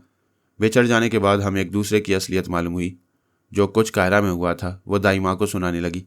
दाई माँ मेज़ पर कदरे झुकीं और उसके हाथ पर हाथ रखकर कहा, तुमने ज्योतिष विद्या से मालूम किया था कि 3, 13 या 23 तारीखों को ऐसा हो सकता है। तुमने तारीखें याद नहीं रखी। इसी को मुकद्दर का खेल कहते हैं। तकदीर किसी न किसी तरह अपना खेल खेल ही जाती है। जो होना था वो हो गया। मैं पारस के दाम में आने से पहले ही बचकर आ गई हूँ। बेटी, बचना इसे कहते हैं? तू तो अपना सब कुछ लुटा आई है। मेरे कहने का मतलब यह है कि मैं मुसलमान बनने से बच गई। एक बार लुट गई, आइंदा धोखा नहीं खाऊंगी। मैंने तुझे दूध पिलाया है। तू मुझसे झूठ ना बोलना। सच बता, क्या उस मर्द ने मुतासिर किया है? वो कुछ न बोल सकी, सर को झुका लिया। दाई माँ ने कहा, मैं औरत हूँ। ये जानती हूँ औरतपन की लाज यही है कि जिसे एक बार लाज दे दी उसे मरते दम तक अपने जिस्म जान का मालिक बना लिया। जब तुम जानती हो तो क्यों पूछ रही हो? इसलिए पूछ रही हूँ कि वो मुसलमान है। उसे जिस्म जान का मालिक बनाएगी तो तकदीर तुझे मुसलमान बना देगी। ऐसा कभी नहीं होगा। वो जहरीला मुझे बहुत याद आने लगा है, लेकिन मैं उसकी दूरी बर्दाश्त करूंगी। बर्दाश्त ना कर सकी तो आत्महत्या कर लूंगी, मगर अपना धर्म नष्ट नहीं करूंगी। मैं मानती हूँ कि तू बहुत ज़िद्दी है। रफ्ता रफ्ता उसकी जहरीली तलब को कुचल देगी, लेकिन वो 2 हीरे खुशबख्ती की अलामत है, उन्हें कैसे हासिल करेगी? अभी तो ये मालूम करूंगी कि वो सोमालिया से वापस आकर कहाँ क्याम करेगा। जहाँ जाएगा वहाँ अपनी और भाई सरना की डमी को उसके पीछे लगा दूंगी। बड़ी खामोशी से चालें चलती रहूंगी। जब तक कामयाबी का पूरा यकीन नहीं होगा उस पर हमला नहीं करूंगी। बेटी, पारस के मामले में बहुत मोहतात रहो। वो शैतान का बच्चा तुम्हारी कोशिशों का कोई सिरा थाम कर फिर तुम्हारे सामने आ धमकेगा। मैं मोहतात रहूंगी। तुम जाओ और खाना ले आओ। दाई माँ चली गई। वो सोचने लगी किसके जरिए मालूम किया जाए कि फार्मूला तक कोई पहुंच भी रहा है या नहीं। मरीना ने अपने साथ सफूरा और अब्दुल्ला के दिमागों को भी लॉक कर दिया था। शायद फरहाद ने ही मरीना को ट्रैप किया है। फिर पारस की टीम में भी बारबरा और पाशा योगा के माहिर थे। उन तमाम में से कोई उसकी मालूमात का जरिया नहीं बन सकता था। शीतारा उस फ्लावर के मुतल्लिक नहीं जानती थी कि वह अल्पा की टीम से निकलकर पारस और बारबरा की पनाह में आ गई है। उसके मुतल्लिक मालूम होता तो वो किसी रोक टोक के बगैर उसके दिमाग में पहुंचकर बहुत कुछ मालूम कर लेती। सुपर मास्टर के मुतल्लिक उसने सोचा कि वो अपनी खुफिया फौज वहां भेज चुका होगा। उस फौज से पारस की टीम का तसादुम हुआ होगा। पता नहीं कौन बाजी जीत रहा होगा। वैसे पारस के लिए वो फार्मूले लोहे के चने बन गए होंगे। उसकी जान पर बनाई होगी। शायद अल्फा भी तीसरी नई टीम के साथ वहां पहुंच गई होगी। कोई भी पारस को रोकने और उस पर सबकत ले जाने के लिए उसे गोली मार सकते हैं। पारस कौन सा उनका रिश्तेदार है कि वो उसे बख्श देंगे? वो तो कोई मौका, कोई लम्हा भी ज़ाया नहीं करेंगे।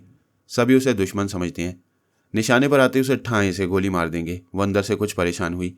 उसे यह मंजूर नहीं था कि जहरीला मर जाए। उसकी ख्वाहिश थी कि वो उसका असीर हो जाए, उसके हाथ पांव तोड़कर उसे अपाहिज बनाकर रखे और हमेशा उस पर हुकूमत करती रहे। यानी किसी तरह भी उसे रखे और अपना बनाकर रखे। मोहब्बत से अपनाए या नफरत से, अपनी मलकियत बनाए, मगर अपनी तहवील में रखे। वह नहीं समझ रही थी कि यही मोहब्बत की नफ्सियात है। मोहब्बत बाज़ औक़ात नफ़रतों की राहों से गुजरकर दिल में आती है। इस जंगल में मालूमात का जरिया सिर्फ पारस ही था। उसने उसके दिमाग पर दस्तक दी, फिर बोली, सांस ना रोकना। उसने पूछा, क्यों ना रोकूं? आप कौन है मोहतरमा? मेरा आपसे क्या रिश्ता है?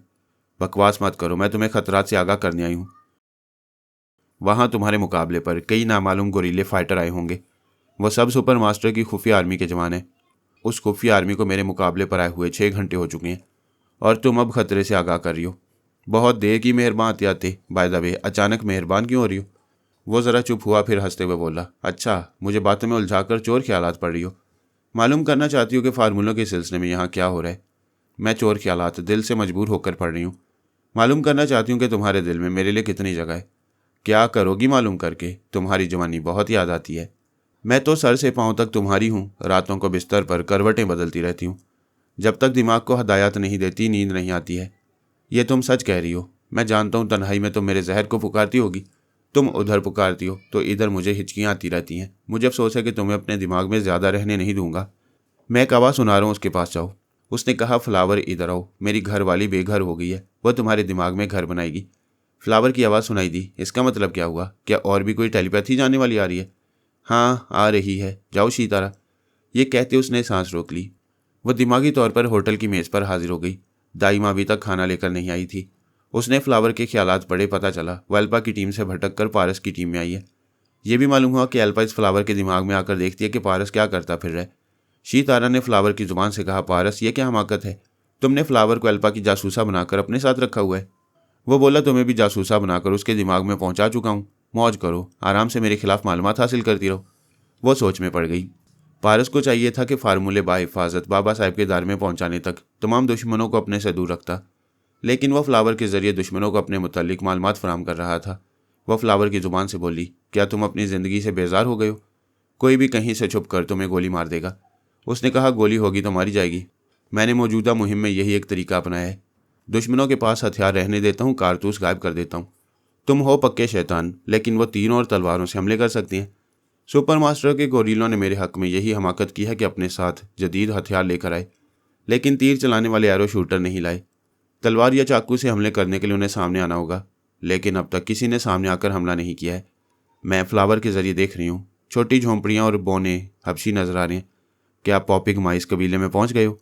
मुझे कुछ न पूछो, मैं काम से जा रहा हूँ। फ्लावर के जरिए जो मालूम कर सकती हो करती रहो। उसने फ्लावर के जरिए देखा। वो लोग एक पहाड़ी के दामन में थे। वहाँ एक छोटी सी बस्ती थी। वहाँ के रहने वाले स्याफाम बौने थे, जिनके कद 3 या 4 फुट से ज़्यादा न थे। इस पहाड़ी को 20 फुट की बुलंदी तक तराश कर एक देवता की मूर्त बनाई गई थी।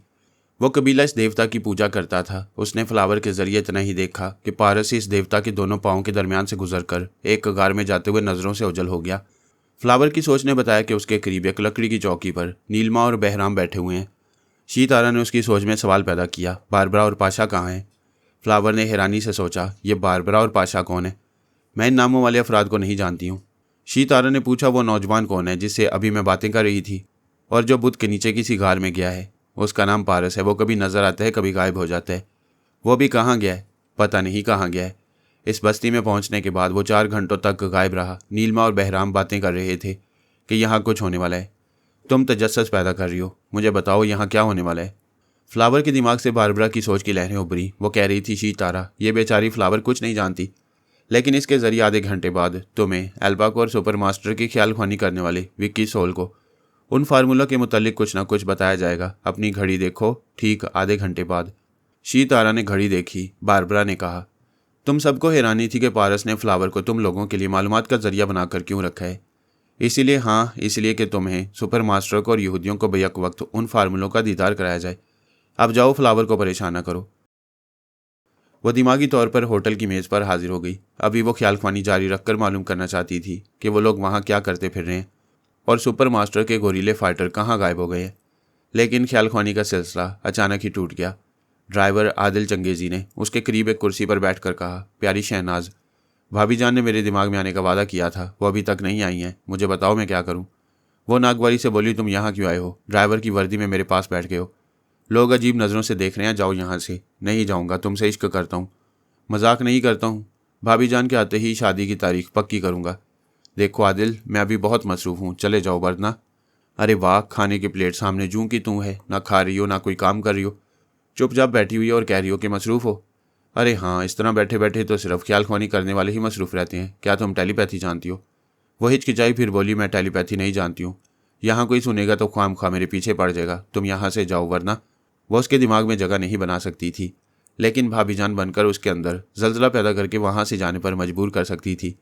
लेकिन ऐसे में आदिल तमाशा बन जाता, वो भी इस तमाशे का किरदार बन जाती।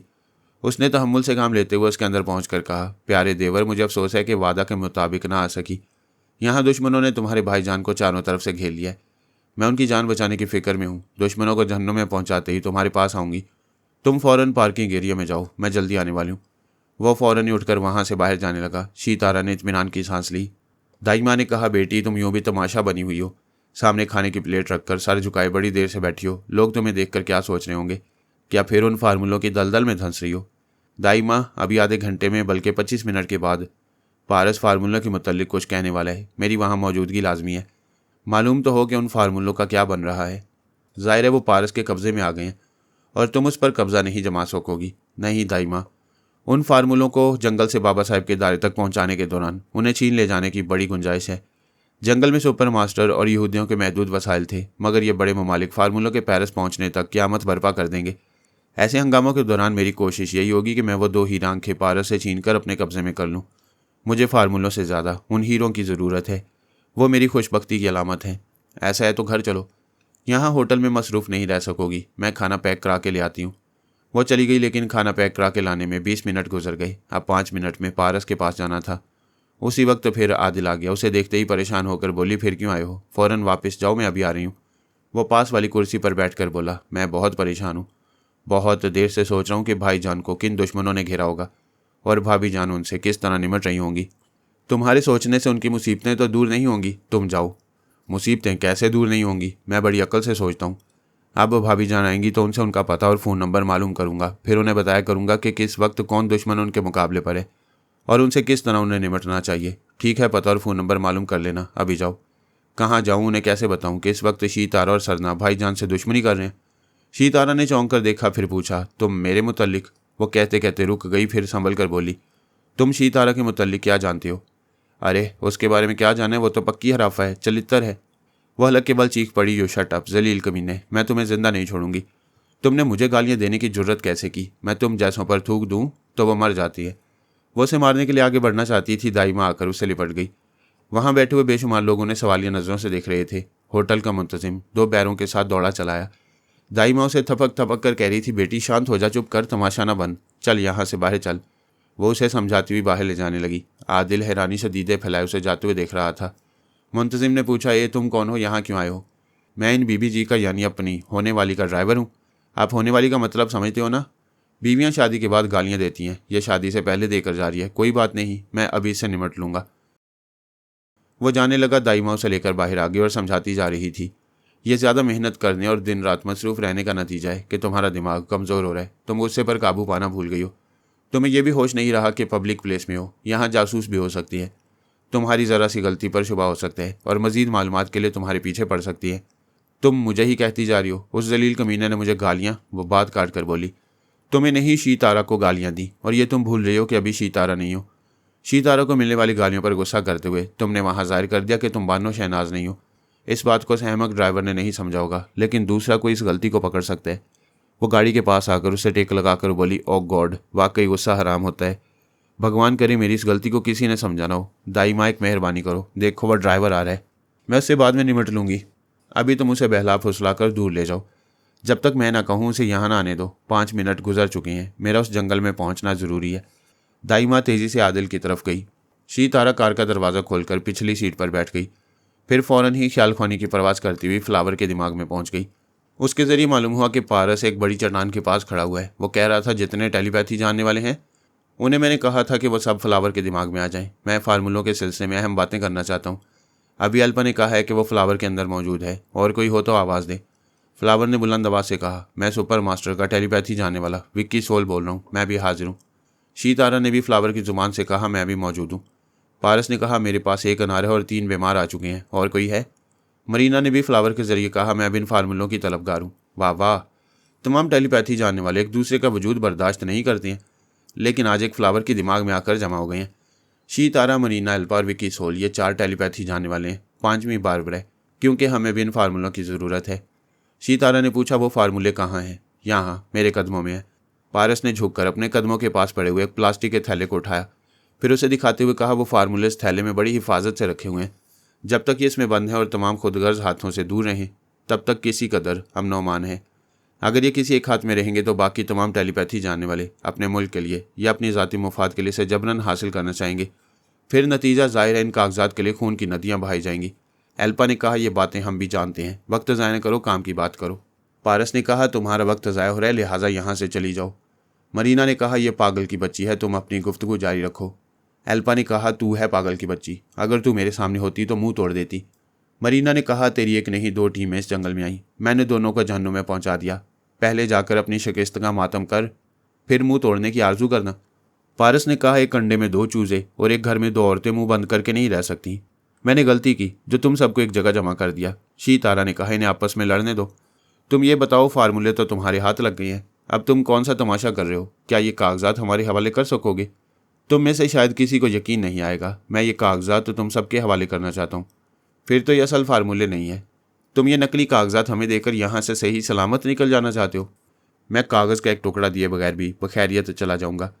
इन कागजात को नकली समझने से पहले अपने अपने मुल्क के सरबराहों से जाकर मशवरे करो और उनसे पूछो कि पारस के एक हाथ में कागजात हैं और दूसरे हाथ में लाइटर है, क्या वो कागजात को जला दे? विक्की सोल ने कहा, कागजात असल हों या नकल, उन्हें जलाया ना जाए, हमें इसके असल होने का यकीन दिलाया जाए। एल्पा ने कहा, मैं यकीन करने के लिए वो कागजात पढ़ना चाहूँगी। शीतारा ने कहा, मैं भी उन्हें पढ़ने के बाद यकीन करूँगी। पारस ने कहा, अगर इस तरह एक ख्यालख्वानी करने वाली पड़ेगी तो जानती हो नतीजा क्या होगा? मिसाल के तौर पर एल्पा जहाँ है वहाँ अपने पास कई इल्म तिब जानने वालों को कागज़ कलम के साथ बिठाएगी, इधर पढ़ती जाएगी उधर बोलती जाएगी, और वह इल्म तिब के जानने वाले लिखते लिखते पूरा फार्मूला नोट कर चुके होंगे। फिर एल्पा बोलेगी कि वो फार्मूले असली नहीं थे, उन्हें जला दिया जाए। विकी सोल ने कहा, तुम वो फार्मूले फ्लावर के सामने रख दो, हम तमाम टेलीपैथी जानने वाले बैक वक्त इन्हें पढ़ लेंगे। पारस ने कहा, लेकिन मैं ये नहीं चाहता। इस प्लास्टिक के थैले में 12 कागजात हैं। मैं 6 टेलीपैथी जानने वालों में 2-2 के हिसाब से बांटना चाहता हूँ। हर एक को 2 कागजात मिलेंगे। हम यहाँ 5 ख्यालख्वानी करने वाले हैं, तुम 6 क्यों कह रहे हो? मास्कमैन का ख्यालख्वानी करने वाला इवान रास का नंबर 6 है, लेकिन वो यहाँ ना मौजूद है ना उसका तलबगार, उसे शुमार ना किया जाए। उसे इन फार्मूलों का इल्म नहीं है, जब इल्म होगा तो वो भी इन्हें हासिल करने की खातिर लड़ने मरने पर आमादा होगा। मैं लड़ाई नहीं चाहता। हर एक के पास 2-2 कागजात रहेंगे तो वह दूसरे से समझौता करेगा, अपने कागजात की फ़ोटोस्टेट उसे देगा, उसके कागजात का डुप्लीकेट खुद लेगा। इस तरह जब तक 6 टेलीपैथी जानने वाले या उनके सरबराह एक दूसरे से मोहब्बत और दोस्ती नहीं करेंगे, तब तक किसी के पास भी मुकम्मल फार्मूला नहीं आएगा। क्या मेरी बात समझ में आ रही है? शीतारा ने कहा, तुम हमें अधूरे फार्मूले दोगे, लेकिन तुमने अपने पास मुकम्मल फार्मूले रखे हैं। क्या ये इंसाफ है? बिल्कुल इंसाफ है। जो दौड़ में अव्वल आता है उसे पहला इनाम मिलता है। मुझे मुकम्मल फार्मूलों के तौर पर पहला इनाम मिल चुका है। पीछे आने वालों को भी कुछ ना कुछ दिया जा रहा है। अगर इसे इंसाफ और हमारी ईमानदारी नहीं समझती हो तो अपने घर जाओ। एल्पा ने कहा, क्या तुमने इन फार्मूलों को अपने लिए दूसरे कागजात पर नकल किया है? पारस ने कहा, यहाँ से कागजात पर नकल करके ले जाने की हमाकत क्यों की जाए? रास्ते में वो कागजात दुश्मन छीन कर ले जा सकते हैं, इसलिए हमने नकल नहीं की है। 2 घंटे पहले सोनिया सानी बारबरा के दिमाग में आई थी। बारबरा वो तमाम फार्मूले शुरू से आखिर तक पढ़ती रही। पेरिस में बैठी हुई सानी उन्हें लिखती रही। यूं मुकम्मल फार्मूला वहाँ पहुँच चुका है। ये कहकर उसने प्लास्टिक के थैले से 2 कागजात निकाले, थैले को नीचे रखा, फिर 2 कागजात दिखाते हुए बोला, इन्हें अच्छी तरह देख लो, ये सिर्फ 2 हैं। मुनसिफाना तकसीम के मुताबिक ये 2 कागजात बारबरा के यानी हमारे हैं। चूँकि हम किसी को नहीं दिखाएंगे इसलिए मैं इन्हें जला रहा हूँ। वो लाइटर के जरिए उन्हें जलाने लगा। वो कागजात जब तक जलते रहे तब तक खामोशी रही। फिर एल्पा ने फ्लावर की ज़ुबान से कहा, मैं अपने अकाबरीन से मशवरा करना चाहती हूँ, मुझे 1 आध घंटे की मोहलत दो। विकी सोल ने कहा, मैं अपने हिस्से के 2 कागजात ज़रूर लेना चाहूँगा। इस सिलसिले में मुझे भी 1 घंटे का वक्त दो। पारस ने कहा, तुम सबको वक्त देता हूँ, 1 घंटे बाद आकर बताओ अपने अपने हिस्से के कागजात कैसे वसूल करोगे। जाने से पहले ये भी सुन लो कि मैंने यहाँ आकर 7 घंटे ज़ाया नहीं किए हैं। इस बस्ती के तरफ ऐसे इंतजाम किए हैं कि हम पर हमला करने के लिए फ़ौज भी आएगी तो फना हो जाएगी।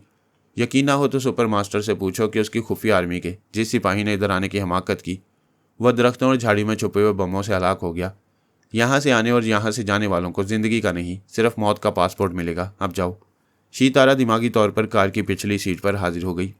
पारस की हिकमत अमली और उसका अंदाज उसके हवास पर छा रहा था। वो लोहे की सतून की तरह अपनी जगह गड़ जाता था तो वहाँ से कोई उसे उखाड़ नहीं सकता था। ऐसे वक्त वो परेशान होकर सोचने लगी थी, मेरे सितारे ऐसे मर्द से क्यों टकरा रही हैं? मैं हुकूमत करने के लिए पैदा हुई हूँ। क्या ही अच्छा होता कि कोई ताबेदारी करने वाला मर्द मेरे मुकद्दर में लिखा होता। उससे जहरीले की हरकतें देख देख कर हौल उठता है कि मेरा क्या बनेगा। एल्पा ने ब्रेन आदम के पास आकर उसे फार्मूला के मुतालिक बताया। फिर कहा, बड़े भाई, ये पारस बहुत मक्कार है। उसने फार्मूलों के सिलसिले में उलझन पैदा कर दी है। वो असली होंगे या नकली, क्या आप कह सकती हैं? ब्रेन आदम ने कहा, मैं मानता हूँ वह शैतानी खोपड़ी रखता है।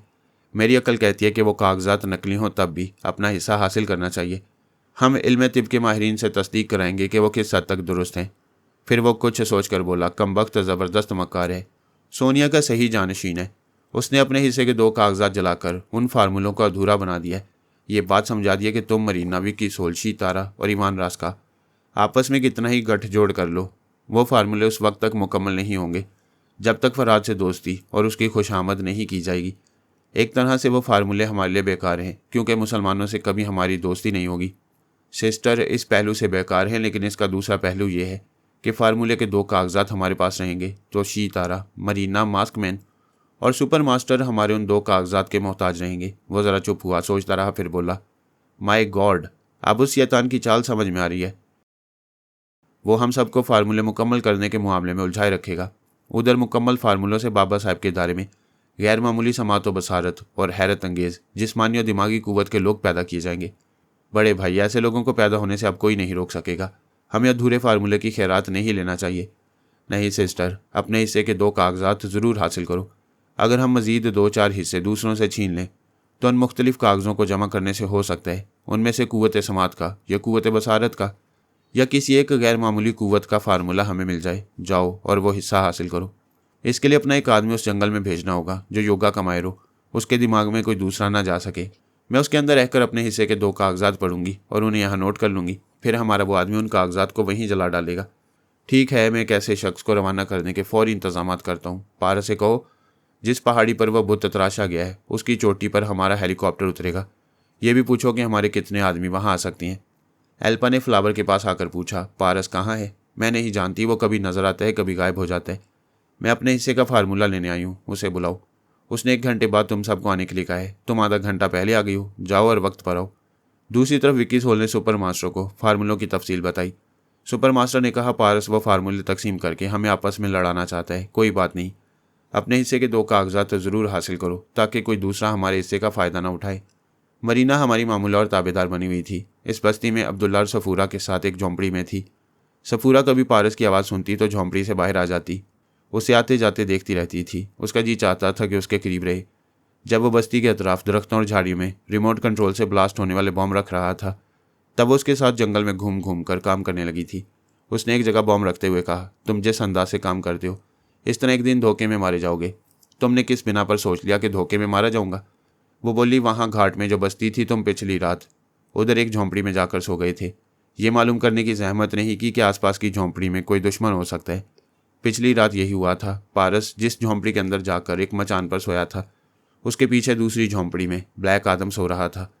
वो दोनों एक दूसरे से बेखबर एक दूसरे के पड़ोसी बनकर नींद पूरी कर रहे थे। वैसे पारस के लिए ज़्यादा खतरा नहीं था। उसने तमाम कारतूस गायब करके ब्लैक आदम को निहत्था कर दिया था। फिर यह कि उसने सिर्फ 2 घंटे की नींद के लिए दिमाग को हदायत दी थी। ब्लैक आदम से पहले ही बेदार हो गया। मचान से उतरकर झोंपड़ी से बाहर आया तो पीछे वाली झोंपड़ी के करीब से गुजरते हुए ठिठक गया। वहाँ करीबी खाने के खाली डिब्बे पड़े हुए थे। उन डिब्बों पर तिल अबैब की फूड इंडस्ट्री का नाम दर्ज था। वो खाली डिब्बे बता रहे थे कि वहाँ कोई यहूदी मुसाफिर क्या पजीर है। उसने झोंपड़ी के अंदर झांक कर देखा। वो ब्लैक आदम को नाम से नहीं चेहरे से पहचानता था। मचान के नीचे एक बैग लटक रहा था। उसने बैग को खोलकर देखा, कोई खास चीज़ नहीं थी। उसने एक नोटबुक में कागज़ फाड़कर उस पर लिखा, पिछली रात मैंने तमाम कारतूस खाली किए और तुम्हारी गाड़ी लंगड़ी कर दी। अब तुम्हारी टांगें तोड़कर तुम्हें लंगड़ा बना सकता हूँ, मगर खुश नसीब हो के सो रहे हो। मैं सोने वालों पर हमला नहीं करता। उसने तहरीर के नीचे पी लिखकर कलम और नोटबुक को बैग के अंदर रखा। फिर उस पर्ची को बैग की जिप में फंसाकर वहाँ से चलाया। बाद में जंगल के रास्तों से गुजरते हुए उसने ये बात सफ़ूरा को बताई थी। उसने पूछा, अगर वो दुश्मन तुमसे पहले बेदार हो जाता तो क्या होता? अगर पिछली रात मैं तुम्हें न्योले से ना बचाता तो क्या होता? मैं मर जाती और क्या होता? तुम्हारे सवाल का जवाब भी यही है। अगर हम ये सोचें कि सड़क पार करने से कोई गाड़ी कुचल कर चली जाएगी तो हम तमाम उम्र सड़क के किनारे ही खड़े रह जाएंगे। मैं तुम्हारा शुक्रिया अदा करूं? वो तो पिछली रात अदा कर चुकी हो। न्योले और गोगाम्बा से बचाने का नहीं, मरीना की ताबेदारी से निजात दिलाने का शुक्रिया अदा करना चाहती हूँ। वो तो अदा कर रही हो। तुम्हारी आंखों में मेरे लिए प्यार है। तो मेरी ज़ात में कुछ ज़्यादा ही दिलचस्पी ले रही हो। दुश्मन टल जाएंगे, फुर्सत मिल जाएगी तो जंगल में मंगल बनाकर शुक्रिया अदा करना और मुझे भी शुक्रिया का मौका देना। शीतारा कार की पिछली सीट पर बैठी सोच रही थी कि उसके हिस्से में फार्मूले के 2 कागजात आ रहे हैं, वो उन्हें ज़रूर हासिल करेगी। वह फ़ौरन ही अपने किसी आलाकार को वो कागजात लेने नहीं भेज सकती थी। उस आलाकार के लिए हेलीकॉप्टर वगैरह के इंतजाम करने पड़ते, इसमें बड़ा वक्त ज़ाया होता। फिर उसने ये भी सोचा कि टेलीपैथी के ज़रिए यह काम करेगी। उसने पारस को मुखातिब किया। वो बोला, मेरे पास क्यों आई हो? मुकर्रर वक्त पर फ्लावर के पास आओ। मुकर्रर वक्त से पहले इसलिए आई हूँ कि हमारा तुम्हारा कोई और भी रिश्ता है। पेशगोई के मुताबिक उस रिश्ते के लिए 7 बरस तक इंतज़ार करना होगा। मैं पेशगोई को नहीं मानती। तुम गवाह हो कि कैसे अचानक रिश्ता कायम हुआ, फिर हम बिछड़ गए। मैंने सोचा फिर किसी दिन भेस बदल कर आऊँगी, मगर तुम बड़े वो हो, बदन की महक से पहचान लोगे। मैंने वो खुशबख्ती के दोनों हीरे संभाल कर रखे हैं, सुहाग रात में पेश करूँगा। ऐसी बातें ना छेड़ो, अंगड़ाई आ रही है। मेरा एक काम करोगे? इतनी देर से मक्खन लगा रही हो, क्या एक काम भी नहीं करूँगा? हुक्म दो। वो हंसकर बोली, मैं 1 घंटे बाद आऊँगी। तुम वो फार्मूले पढ़ोगे, मैं तुम्हारे जहन से सुनकर लिखती जाऊँगी। ठीक है, मैं तुम्हारा काम करूँगा, तुम मेरा काम करो। तुम्हारी हंसी बड़ी रस भरी है, फिर से हंसो। वह खिलखिलाकर हंसने लगी। फिर हंसते हंसते एकदम से चौंक गई। ख्याल ख्वानी का सिलसिला टूट गया। आदिल चंगेजी कार की खिड़की पर झुका हुआ उसके साथ साथ हंस रहा था। उसे इतने करीब देखकर वो चीख पड़ी, तुम यहाँ क्यों आए हो? क्यों पागलों की तरह हंस रहे हो?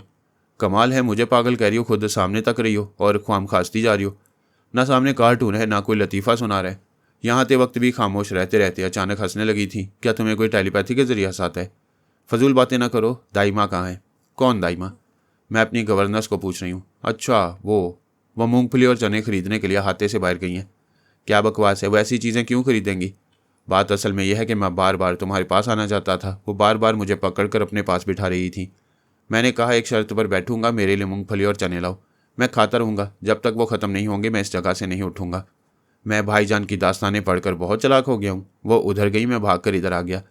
वो उसकी बातें सुन रही थी और बड़ी मुश्किल से गुस्सा बर्दाश्त कर रही थी। फिर उसने दाइमा के पास पहुंचकर कहा, वो बेवकूफ़ का बच्चा तुम्हें बेवकूफ़ बनाकर मेरे पास आ गया। वह फजूल चीज़ें ना खरीदो, फ़ौरन आओ। मैं घर पहुंचकर इस गधे को हिसाबी कमज़ोरी में मुब्तला करूंगी ताकि यह सांस ना रोक सके और मेरा ताबेदार बनकर रहे। मुझे अंदेशा है कि अगर मैंने इसे काबू में ना किया तो यह अहमक होने के बावजूद हमारी असलियत मालूम कर लेगा। फिर वो आदिल के अंदर आकर बोली, मेरे प्यारे देवर। वो खुश होकर बोली, आ गई भाभी जान, आ गई। अस्सलाम वालेकुम भाभी जान, आपने वापस आने में घंटों लगा दिए, मगर मैं शिकायत नहीं करूँगा क्योंकि आप दुश्मनों से मुकाबला कर रही थी। क्या आपने उन्हें पटक दिया है? हाँ, सबको पटक दिया है। एक भाग कर कहीं छुप गया है, मैं उसे तलाश करने जा रही हूँ, फिर तुम्हारा ख्याल आया। ये कहने आई हूँ कि अब तुम चुपचाप गाड़ी ड्राइव करो। मैं बानो शहनाज के दिमाग में रहकर इसे तुम्हारी तरफ माइल करूँगी, फिर वो घर पहुँच तुमसे मोहब्बत करने लगेगी। मैं चाहता हूँ ये मेरी हो जाए, मगर एक बात खटक रही है। कौन सी बात? ये बानो शहनाज नहीं लग रही है, ये कोई दुश्मन औरत है। तुम कैसे कह सकते हो कि ये शहनाज नहीं? शहनाज मगरूर थी मगर पागल नहीं। ये एक पगली की तरह तन्हाई में सोचती रहती और हंसती रहती है। फिर मैंने शीतारा को बुरा कहा तो ये गुस्से में आपे से बाहर हो गई। इसने मुझे गालियाँ दी और ऐसी बातें कह रही थी जैसे खुद ही शीतारा हो। तुम महज शुबा कर रहे हो। वैसे मैं अभी इसके चोर ख्यालात पढ़कर हकीकत मालूम कर लूँगी। तुम गाड़ी चलाओ। दाई माँ पिछली सीट पर आकर बैठ गई। आदिल ने स्टीयरिंग सीट पर आकर गाड़ी स्टार्ट की, फिर ड्राइव करता हुआ होटल के हाथे से बाहर आ गया। शीतारा ने सोच के जरिए दाई माँ से कहा, इस ड्राइवर से पीछा छुड़ाना होगा या इसे ताबेदार बनाकर रखना होगा। तुम क्या कहती हो? बेटी, इससे पीछा ना छुड़ा सकोगी, ये तुम्हारा दीवाना है। मुलाजमत से निकालोगी तो दिल के हाथों मजबूर होकर तुम्हारा पीछा करता रहेगा। ये कंबल है, हमेशा तुमसे लिपटा रहेगा। तनवीमी अमल से इसकी खोपड़ी घुमा दोगी तो ये पालतू जानवर की तरह तुम्हारे इशारों पर चलता रहेगा। मैं भी यही सोच रही हूँ, इसकी खोपड़ी ना घुमाई तो ये भाभी जान को पुकारता, टेलीपैथी की गर्दान करता हुआ मेरा पीछा करता रहेगा। अभी यह शुबा कर रहा था कि मैं बानो शहनाज नहीं हूँ। ये बात वो किसी और से भी कह सकते हैं। फिर तो फ़ौरन लगाम दो। मैं घर पहुंचकर इसके साथ मोहब्बत से पेश आऊँगी। तुम इसके लिए एक कप चाय तैयार करोगी और उसमें हिसाब शिकंदवा मिलाकर लाओगी। मैं इसे बड़ी मोहब्बत से चाय पिलाऊंगी। मैं यही करूँगी। वैसे उन फार्मूलों का क्या बना? मैं घर पहुंचकर पारस से रब्ता करूँगी। वो मुझे फार्मूलों का कुछ हिस्सा डिक्टेट कराएगा। वो फार्मूले लिखने के लिए तवज्जो और सुकून की ज़रूरत है और ये उसी वक्त मुयसर होगा जब यह कमबख्त चाय पी लेगा। वह दोनों आदिल के साथ उस शानदार कोठी में पहुंच गईं। शीतारा ने अपने कमरे की तरफ जाते हुए कहा, आदिल मेरे साथ आओ, एक को खुशखबरी सुनाऊंगी। फिर वो दाई से बोली, आदिल के लिए कप चाय ले आओ। वो बोला, मैं चाय नहीं पीऊँगा। लेकिन भाभी जान ने मेरे दिमाग में आकर हुक्म दिया है कि मैं तुम्हें मोहब्बत से चाय पिलाऊँ। क्या भाभी जान ने तुमसे ये कहा है? ओह, मैं उन्हें यह ना बता सका कि चाय नहीं पीता हूँ। कोई बात नहीं दाई माँ, एक ऑरेंज स्क्वाश ले आओ। वो बोला, एक नहीं दो, मैं अकेला पीता अच्छा नहीं लगूंगा। दाई माँ चली गई। वो दोनों एक बेडरूम में आए। शीतारा ने कहा, अभी मैं तुमसे मोहब्बत करूंगी, पहले हम ठंडा पी लें। तब तक मैं खामोश रहकर भाभी जान से बातें करती रहूंगी, तुम भी खामोश रहना।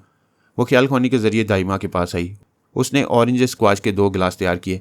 एक गिलास में दवा हल कर रही थी। उसने कहा, जो गिलास आदिल को देना है वो तुम मेरे हाथ में दोगी।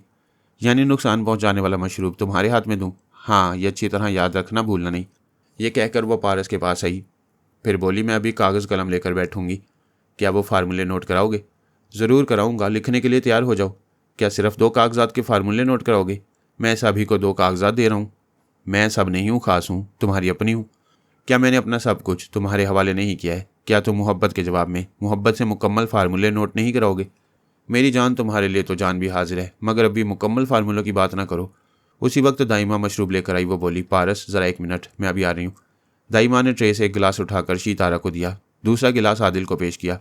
वो ख्याल खोनी के जरिए दाइमा से बोली, तस्दीक करो, क्या मुझे अपना गिलास नहीं पीना चाहिए? हाँ, तुम्हारे हाथ में जो गिलास है वो आदिल के लिए। यह कहकर वो चली गई। शीतारा ने मुस्कुराकर आदिल से कहा, मैं भाभी जान से तुम्हारे बारे में बातें कर रही हूँ। वो कह रही है कि मैं अपने ये गिलास तुम्हें पेश करूँ और तुम अपना गिलास मुझे पेश करो, इस तरह मोहब्बत बढ़ेगी। दोनों ने बड़ी मोहब्बत से गिलासों का तबादला किया।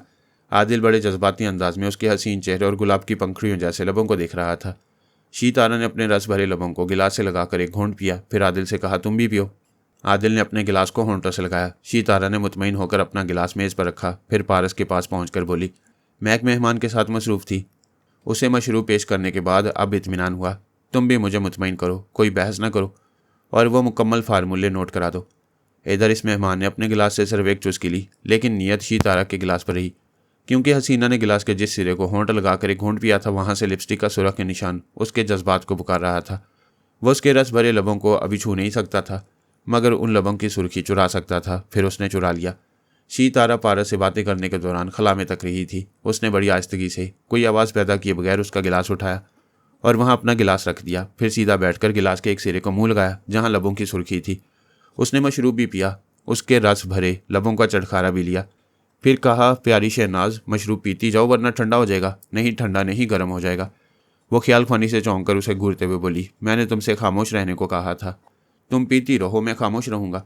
उसने नागवारी से गिलास उठाकर 3-4 घूंट पिए। फिर उसे मेज़ पर रखकर पारस से बोली, एक बिन बुलाए मेहमान डिस्टर्ब कर रहे और तुम भी परेशान कर रहे हो, प्लीज़ मेरी बात मान लो।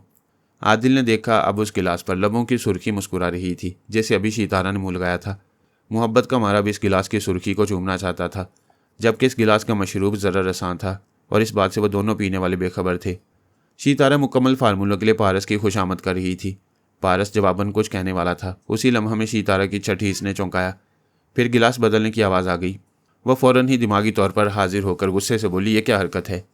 वह झींप गया, बात बनाते हुए बोला, वो मैं मोहब्बत से तुम्हारा झूठा पीना चाहता था। शीतारा ने उसके हाथ के गिलास को अपना समझ कर लिया और अपने पास रखा हुआ गिलास उसे देकर कहा, चलो मेरे साथ साथ पियो ताकि कोई शरारत ना कर सको। दोनों ने अपने अपने गिलास होंठों से लगाए, फिर घटाघट पीने लगे। शीतारा ने गिलास खाली करके उसे मेज़ पर पटक कर कहा, गधे के बच्चे, तुमने चंद घंटों में मेरा मगज़ हिला कर रख दिया है। अब तुम्हारी खोपड़ी के 12 बजेंगे। अभी तुम चकरा कर मेरे कदमों। वो एकदम से बैठे बैठे चकरा गई। उसने एक हाथ से सर थाम लिया, दूसरे हाथ से अपने सीने को सहलाती हुई अपनी जगह से उठी। फिर जोर की चीख मारी, दाई माँ, माँ। फिर एक बार सर चकराया। वो लड़खड़ाई, फिर संभलते संभलते फर्श पर गिर पड़ी। जुबान से बोलने की सक्कत नहीं रही थी, मगर डूबता हुआ जहन घबरा कर कह रहा था, नहीं पारस नहीं, मेरे अंदर नाना, मैं कमज़ोर नहीं हूँ, तुम आओगे तो सांस रोक लूँगी। उसका जहन सोचने समझने के काबिल नहीं रहा था। वह समझ रही थी पारस ख्याल ख्वानी के जरिए आ रहा है।